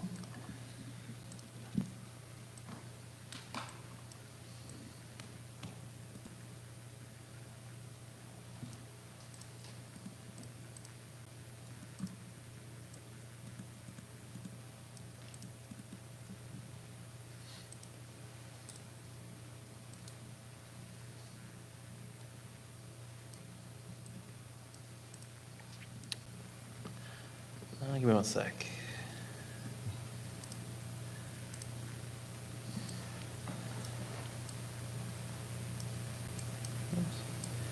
Oops.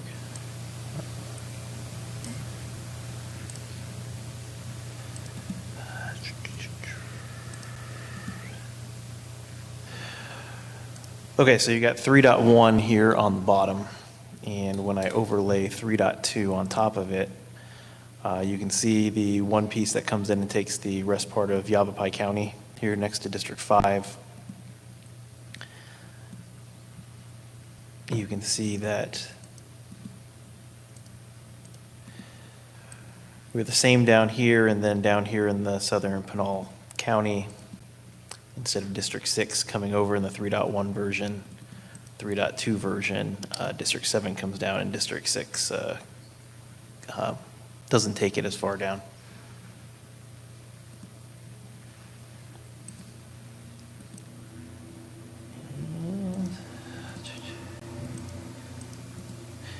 And in Flagstaff here, you have 3.1 that's here, and when 3.2 comes and overlays, you can see the portion here that it comes down past the I-40 to the south and into the southern half of Flagstaff.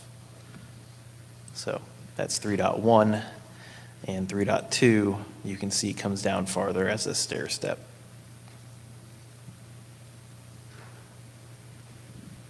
I don't think there's any other changes.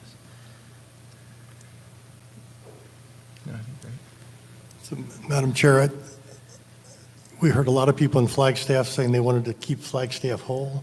We heard a lot of people in the Globe, Mammoth area saying they didn't want to be part of a northern district. So I think those are two compelling reasons to go with 3.2, and I stay strongly in favor of 3.2. And I know we heard from people that said it would be okay to divide Flagstaff depending on the situation, that they were not all wanting to be together. Flagstaff has had divisions in the past. I agree that we heard from some folks, certainly in the Show Low, Pine Top, Lakeside areas, saying they wanted to have their separate district, which this would still do, 3.1. Mark, would you mind also looking at some of the differences in further south? Because those are the north, to see what significant differences we might also have in other areas. The biggest, I think, difference. I was also going to ask before we go there, are any demographic variables going to make a difference for my colleagues as it relates to these decisions, or is that premature? I'm wondering where your heads are with how strongly you feel about this. Do you want to look at demographics now? I mean, that ultimately is going to be important to me as it shapes up. But I'm wondering what you need to make this decision.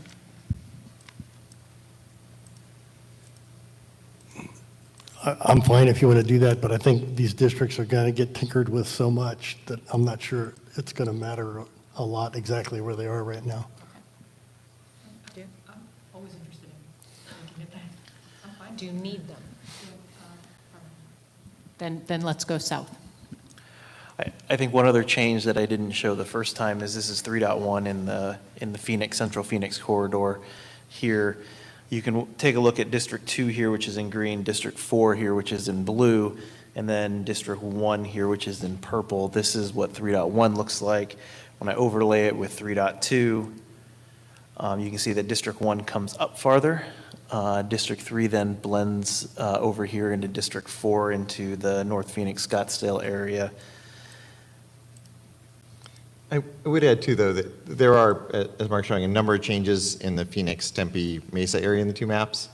That's largely because we have not population balanced 3.2. So as we population balance, most of the things that you see in 3.1 can be done in 3.2 as well, as we population balance through that region. So there are differences, but they're really independent of the choice of test of the two. Yep, and then in 3.2, District 8 comes over and takes the Sky Harbor portion that was pointed out. Let's see. And could you, just let us just see the Tucson area as well, if you don't mind. Yep.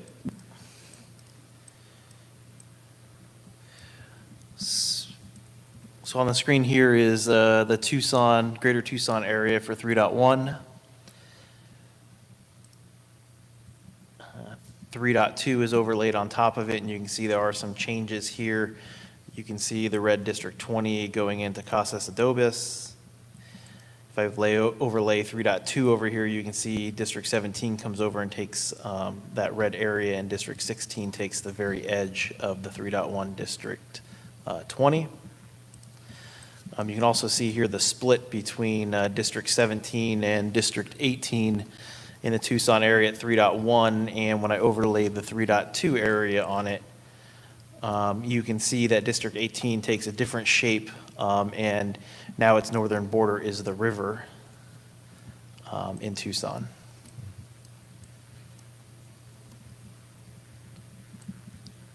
And you can see District 17 then is the northern part of the river, and now it comes down a little farther south in 3.2. Tucson on the action border? Oh, we're in the wrong map. You're right. Okay. And that is what 3.1 looks like. So you can see District 18, instead of following the river, it's cut off at Grant Road, comes over, and it takes the eastern southern half. This is 3.1. So when I turn on 3.2, you can see when District 17 follows the river, it takes that southern portion down Huntington Road, like that.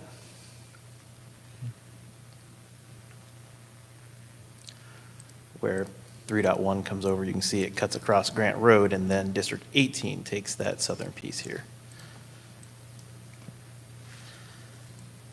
Let's see. Yeah.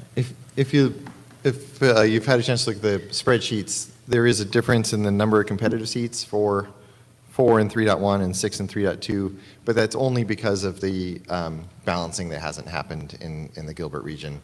Once that was done, they would both have the same number of competitive seats.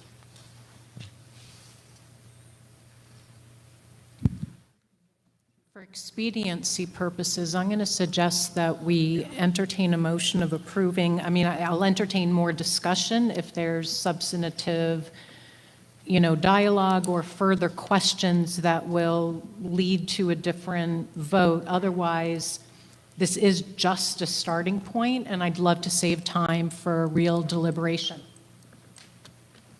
So where are we at? Are we ready to entertain a motion, or are there further clarification questions that you need to inform your vote? I have made a motion that we adopt 3.2.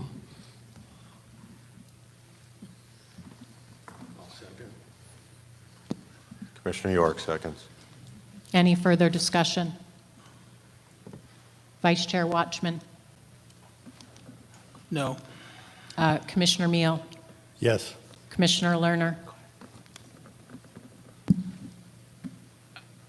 I will just for the record say that we prefer 3.1, but in the spirit of compromise, we will move forward with 3.2.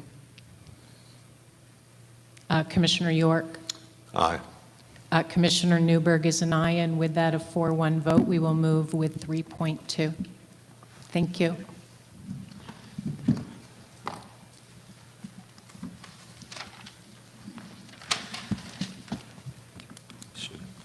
Question, should we wait till they're further balancing with 3.2 before we suggest modifications?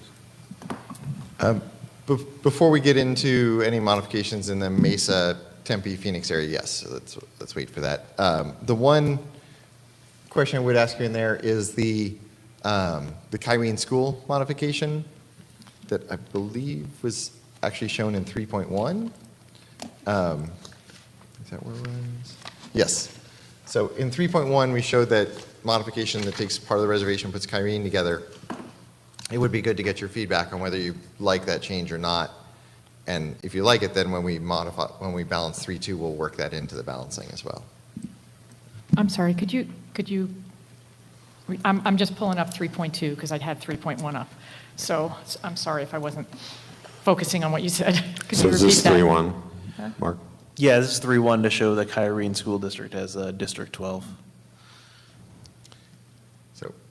So I would suggest ignore the fact that this is in 3.1 and what's around it. Just take into account, does that shape of District 12, is that something you'd like to see that has the Kyrene School District united, or would you prefer that we keep the reservation border as the southern border of District 12? I think we heard that that was the community of interest was Kyrene School District. And that was fine. I think the Gila River Indian community was okay with being in 2 legislative districts. So I think that's how it's reflected right now. Yeah, I think they actually requested that too, so. Yeah. Since we approved 3.2, can we put the data down below now? Oh, yeah. Yeah, let me open 3.2 first. Okay.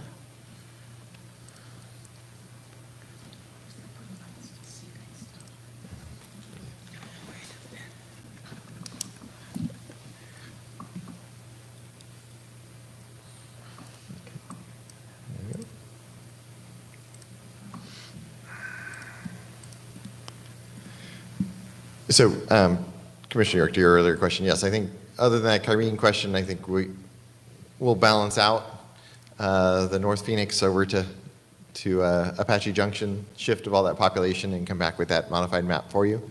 For you to react to, but if you do have direction in other parts of 3.2 that you'd like us to take into account, we're happy to accept that instruction now. For example, in the West Valley or in the South or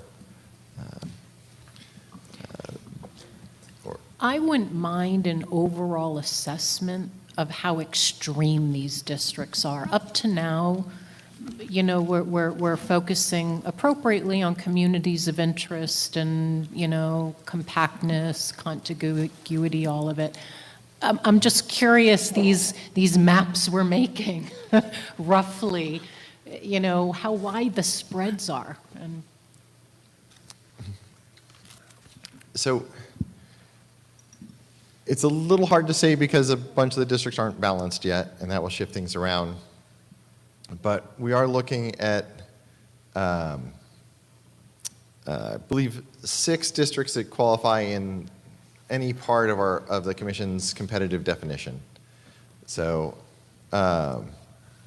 I think we'll end up with 2 that are, let me get my numbers here straight.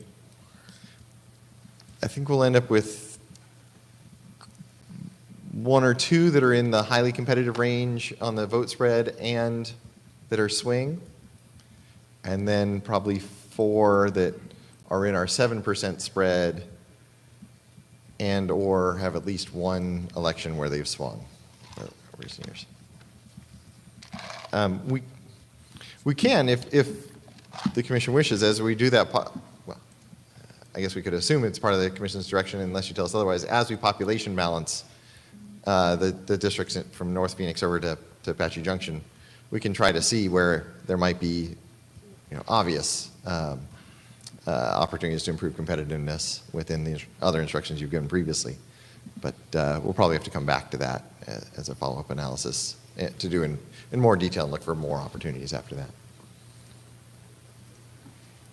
And I'm thinking about it through the lens of, yes, those 6 meet our criteria of competitive, but then there's a continuum, how many within the range of 10, how many within the range of 15, and then obviously logical communities of interest, it may be, more, it might be wider. But yes, I at least on my mind, as we honor our constitutional responsibilities to empower as many communities of interest as possible, I do believe that creating as many, increasing competitiveness all across the board increases accountability to communities of interest. And so because of that, I'd like to keep in mind, how far the ranges are with the goal of keeping accountability to communities of interest. I wouldn't want to disappoint you by not having comments.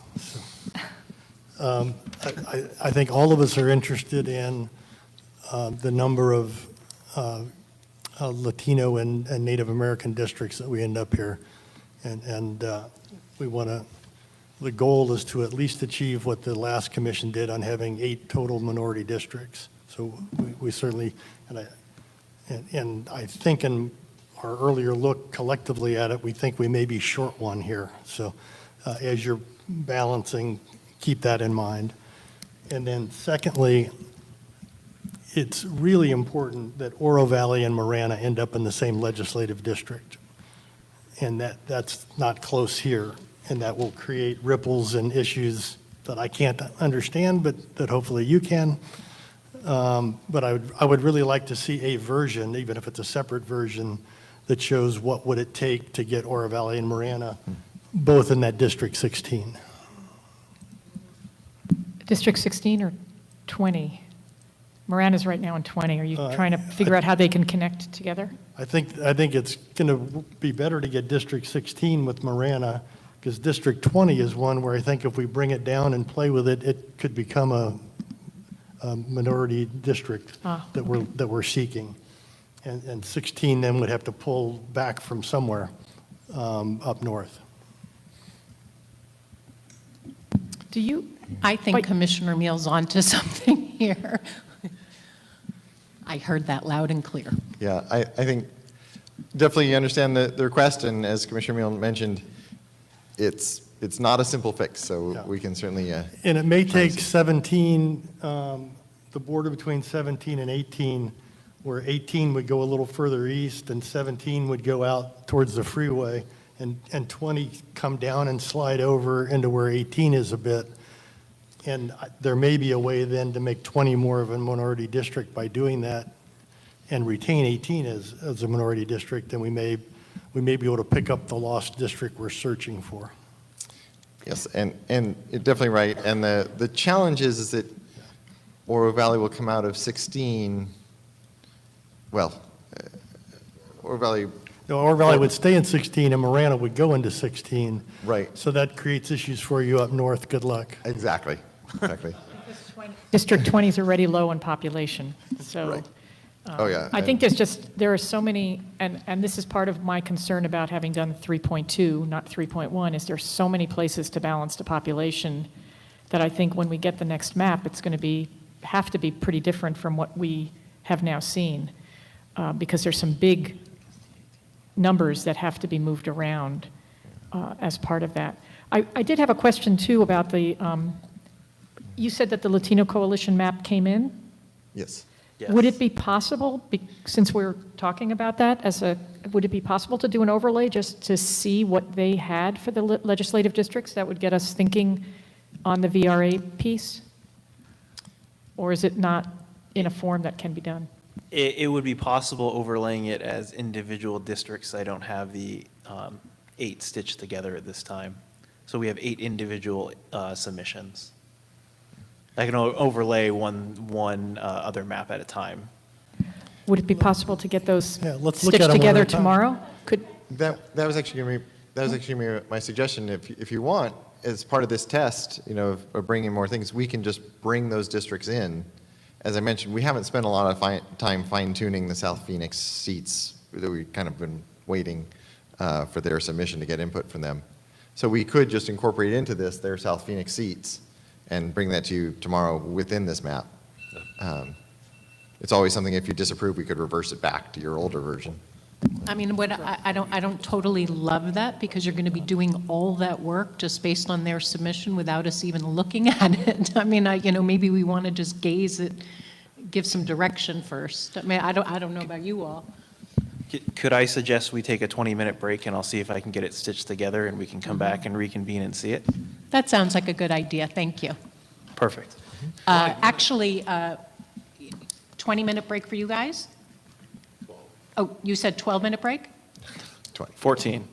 Take it, I'm wondering, staff, if this might be, not a good time to go for you? Nope, okay, we're just taking a recess.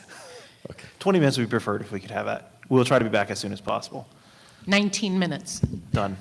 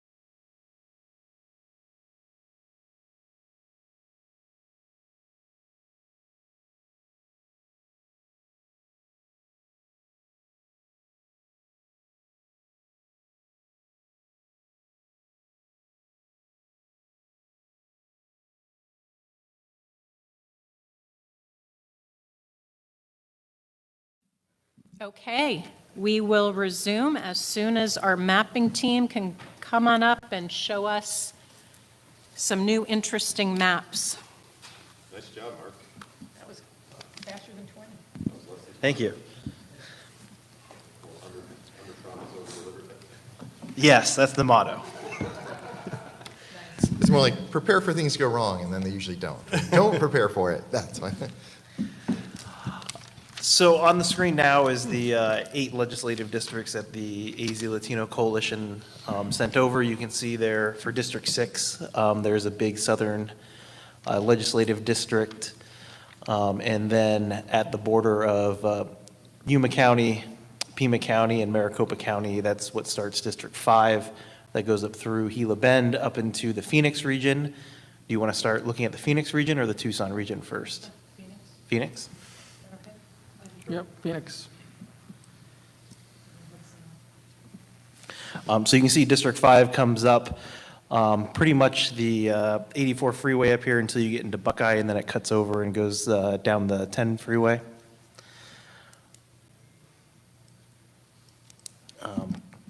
It takes a little bit to the north of the 10 freeway. If you'll notice up here on the border, it doesn't follow the freeway exactly. And then it ends pretty much at the brand-new 202 loop that's in the West Valley that connects the East Valley. 5.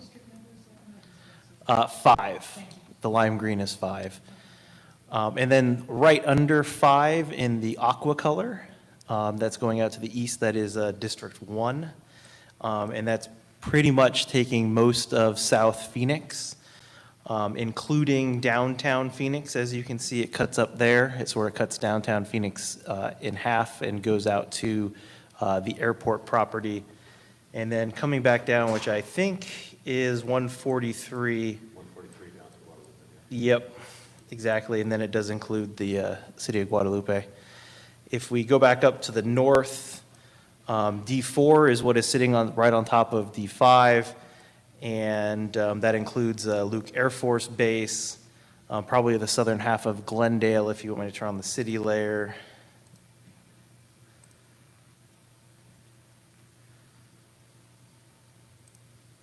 You guys are getting my first read on this, too. So it is taking this, the southern half of Glendale, the leg that sticks out here, and below it, it is also getting probably Litchfield Park.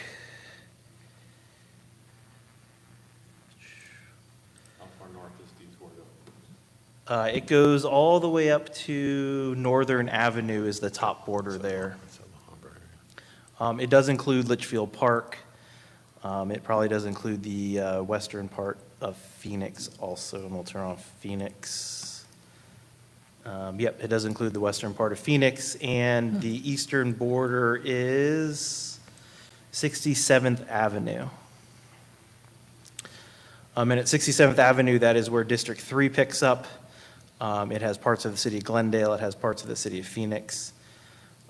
It does peak. It goes up to the next street, which is Olive Avenue, goes across Olive to the I-17, comes down I-17, and then it takes the next major block to the east of I-17, which is 19th Avenue. It goes down 19th Avenue to Indian School Road is the bottom line here for District 3. And then just south of that in the blue color is District 2. It is a narrow east-west district. And on the west, again, it is 67th Avenue. The top border is Indian School. The southern border is McDowell until it dips down at the Loop 202, and then it goes to Buckeye. It takes Buckeye to 19th Avenue, comes up 19th Avenue, and then cuts across the downtown Phoenix area on Van Buren Street, all the way over to Papago Park and the zoo. And then it comes back up and back up to Thomas, and then it takes Thomas all the way over, and that's that top border. And those are all the Phoenix. Just tell us, on the westernmost district, does it go over into Tolleson or Avondale? District 5 is in Tolleson, yes. It is, okay. I just didn't catch that. Tolleson's basically at where the Yeah. Highway 202 comes into the 10. The red is District Tolleson. 4, yeah, Tolleson. I believe it probably does include some of Avondale, but I can put that on the screen. I think it's getting all the way to Buckeye. It's got Buckeye, it's got Goodyear, it's got, Yep, Avondale, yep, Goodyear, Buckeye. So this may be an unfair question because you haven't had time to really, digest the map. But what I'm curious about is, because this is just, it's hard for me to, absorb all of this. How do they have 8 and we have 7? Where are those differences and where are those points that we maybe should study tonight to see Sure. differences? Yeah. So, actually, just to clarify, they have 8 Latino seats. So when you add a Native American, they would actually have 9 to compare to ours. So ours currently the current working map has probably 6. One of those 6 actually doesn't perform on the governor's race. It only performs on the attorney general's race. So 5.5 or 6 in the current map, plus Native American. And so this would essentially have 2 more than our current map does and 1 more than the existing legislative districts that are in place now have. So there'll be big changes between our map and that was obviously that was expected. We have not spent a lot of time trying to redraw ours in anticipation of this input coming in. And we had also talked about the fact that of 8 plus the 2 opportunity that happened last time. So this 8 plus 1 would kind of fit within that, right? Will this be available for us then tonight? Yes, it's been shared. It's actually in the redistricting system, and it is shared to everybody that has a redistricting account, including the public. So anybody that wants to take a look at these 8 districts, you're more than welcome to. And how are they labeled? Is it Latino? Latino Coalition or what? Yeah, go ahead and go open, and it's AZ Latino Coalition Legislator, this very Okay. top one. Thank you. You're very welcome. Will we be able to pull demographics from it or not because it's an incomplete of the whole? You can pull demographics. Here's the demographics here on the screen that you're looking at. So if we took District 1 here, it looks like the Latino percentage for District 1 is 46.34. Just be aware that there is this big unassigned district of 5 million people. Which is just ignore the gray unassigned. But yes, the percentages for ethnic groups is correct per district that's there. And so would the competitive data be for each district too. And could you show us the Southern Arizona impact on this in a little more detail too? Yes. Clear that. So D6, that big southern lime green district, that does come up. I do not think that it goes into Arizona City, which it does not. Comes down, leaves out the city of Marana, just to make sure I'll put the border on the screen. Yep, it just borders the Marana town limits, so it doesn't cross there. Yep. It does cross the I-10 freeway, it looks like in the River Road area that's down here. And it goes down to West Roger Road and Garden Lane, or Gardner Lane. At that point, it comes back to the I-10 freeway, and it goes back west on Grant Road, and then sort of snakes down the Camino del Solo Road. I might have just butchered that. You're more familiar in the area than I am. That's close enough. And then it cuts down. But what you will notice that it sort of has a D7 in the middle here. So this is D7. And it comes across, it takes in Ajo Highway, which is, I think, State Route 86. It comes across I-19 over to Tucson Boulevard. Hold on, let me turn some of this stuff off. There we go, I can read it better. Yep, up Tucson Boulevard and then back up to the north and sort of takes the city core of South Tucson and Tucson up to the north till it ends at Roger Road. So on the map I've asked for, just the additional version to look at that would have Marana and Oro Valley together, I think there's actually things that we can learn from this map that would help us with that. So I would encourage you to achieve the map I've asked for, to take a look at this and see how much of it you can incorporate in. I don't think it comes in whole cloth, but I think there's some good things that actually combine this with what I was asking for. And then the last district, District 8, you can see over here comes out Davis-Monthan Air Force Base is included in that. It goes out to the east, crosses the I-10 freeway, goes south. Saharita is included in District 8, goes down. Green Valley is included in their District 8, and it continues to go south all the way down to Nogales, out to Patagonia, and out to Eaglin, out to the east. And then it's... For my requested version map, don't take it all the way out to the east there. So I'm not too fond of that one, but... And then it slowly goes around Sierra Vista and out to the New Mexico border. Well, I think the reason it's going all the way over there is that you've got Douglas over there, which is a very high, yeah, you know why. Okay. And that would be all 8 of the districts they submitted. When you incorporate this all in, and you'll just renumber them as they would fit into our system, and so we can kind of see how it all fits together, right? That's... Well, that is what we're looking for, is direction in terms of how much of this we would like to see us incorporate in as we draw the next version. Commissioner Meal talked about in the city of Tucson, trying to incorporate that. Yeah, well, I'm just kind of struggling with the populations. The LDs are supposed to have roughly, how many people? 200, I thought. 240. I can grab that, hold on. 238, 384. I have it in big print on my paper. Yeah, well, I can see it over here, but this map said quite a bit more in some and quite a bit less in others. So maybe, I mean... They're pretty close in looking at it, right?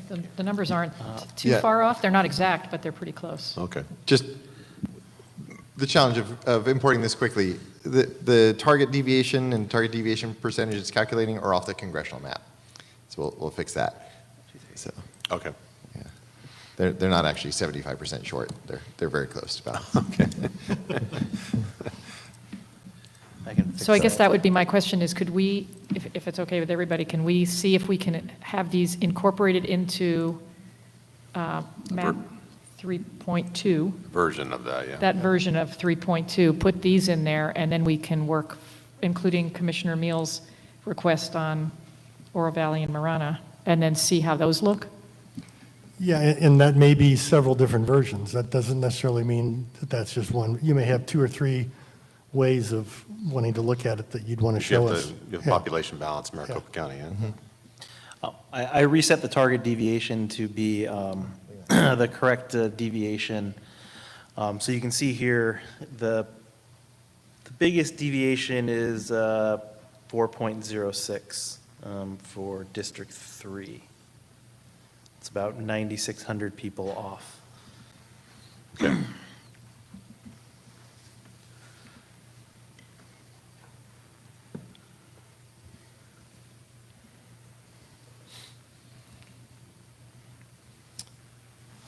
So yeah, so that it sounds like consensus. Am I correct that we should incorporate these in and see how the impact as we fit them into the rest of 3.2? And I would encourage you that if you might want to do one version where you totally incorporate them in, and then do another version where you take a lot of what they have, but not necessarily all of it, and try to incorporate it with other things you think that work well.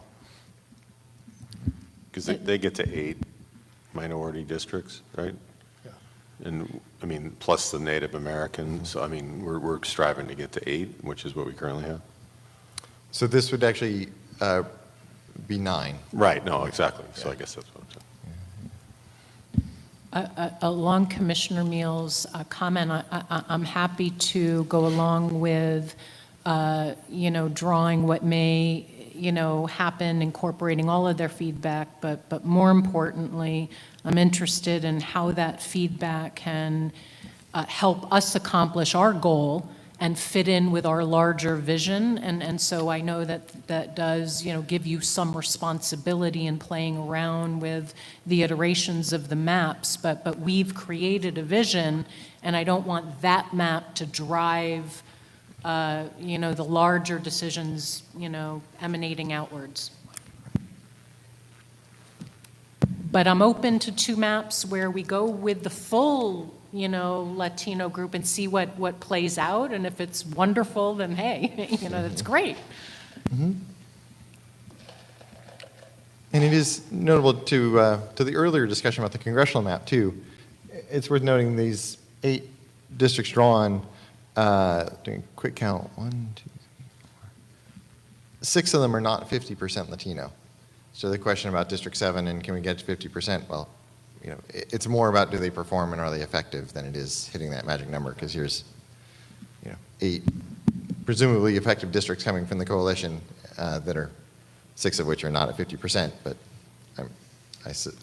they all perform and hit our benchmarks.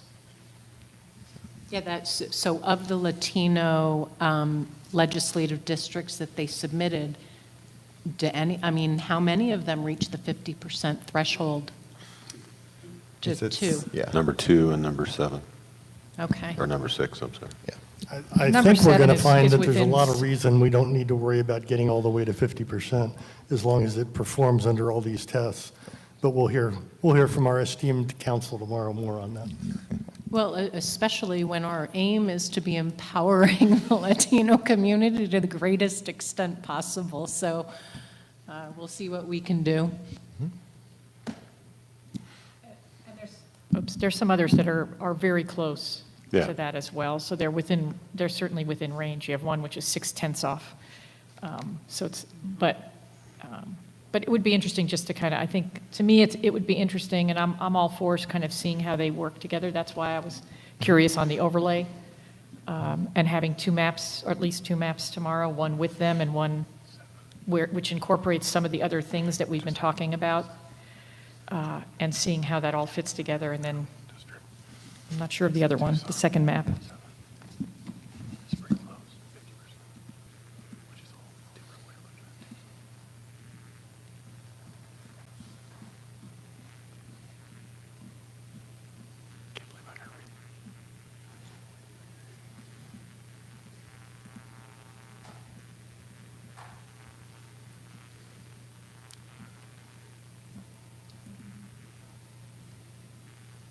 Well, I think we got a good start. Got to reset the Maricopa County population on 3.2 and then kind of try to incorporate this and see where we land. Is that?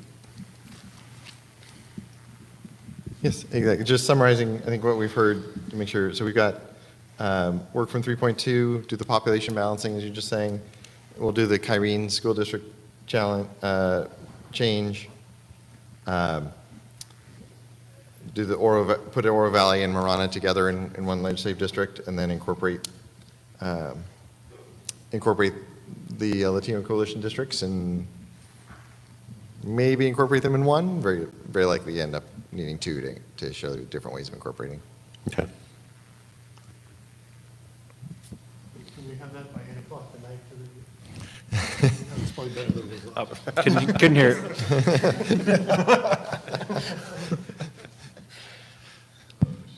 Okay. Anything else that would be helpful for you just in terms of decision making and helping you have focus? I do have a question on 3.2.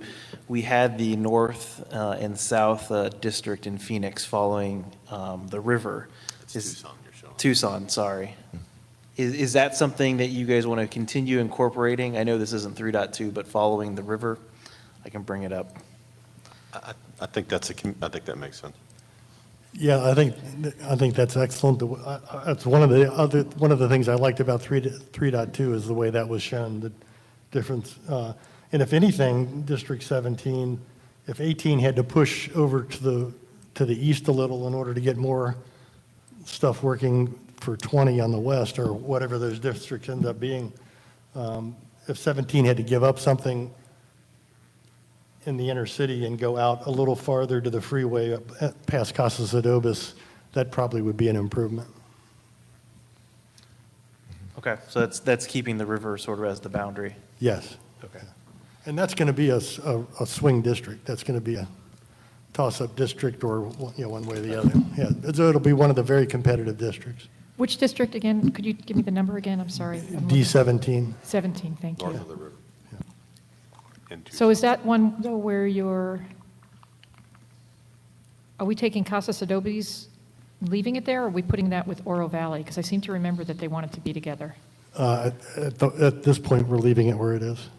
But that might change at some point. Yeah. 'Cause I kind of think we're remember going to that- have a bunch of different things to look at. Yeah, I remember the discussion, and I thought that they were interested in being further north with that district. But I want to remind my colleagues that at some point, we're allowed to vote to lock things in. And I'm not suggesting we do it today, but tomorrow is Tuesday. And I'm just saying that I'm starting to begin to hear some consensus of general issues, and just if there are, even just tiny little areas without the broader picture, just bringing that out there as an option for not today.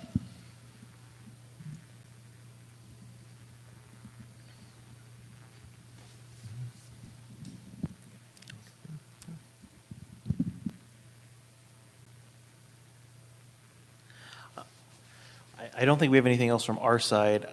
I could go check the workroom to see if they have any changes that were made this morning, if you give me a second to step out. That'd be great, and if there's anything on the CD front that you want us to, is that what you just said? Okay. That's what he's going to check on. Exactly. And what we'll do is, after this, we'll adjourn. There is some executive director's report, but I believe that we'll address that tomorrow, since we addressed whatever timely issues we had today. I have a So, yeah. question. Yes.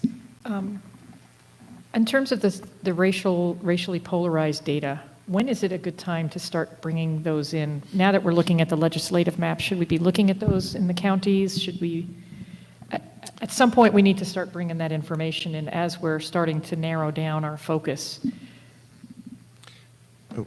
Yeah, I would just note, for legal talks here, that we are using that data. Each time we check those citizen voting age population numbers and the Attorney General's race and the governor's race, the reason we're checking those is to ensure we're meeting those polarized voting target numbers.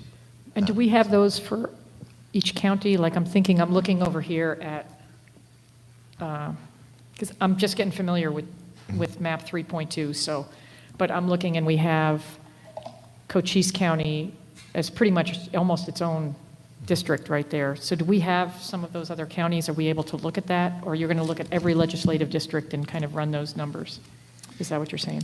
So the nice thing of using the benchmark elections, the governor's race and attorney general's race, is that those incorporate into them the dynamics of each county. So those reflect the changing crossover as we go from county to county. So I don't know if legal has anything to add to that as well.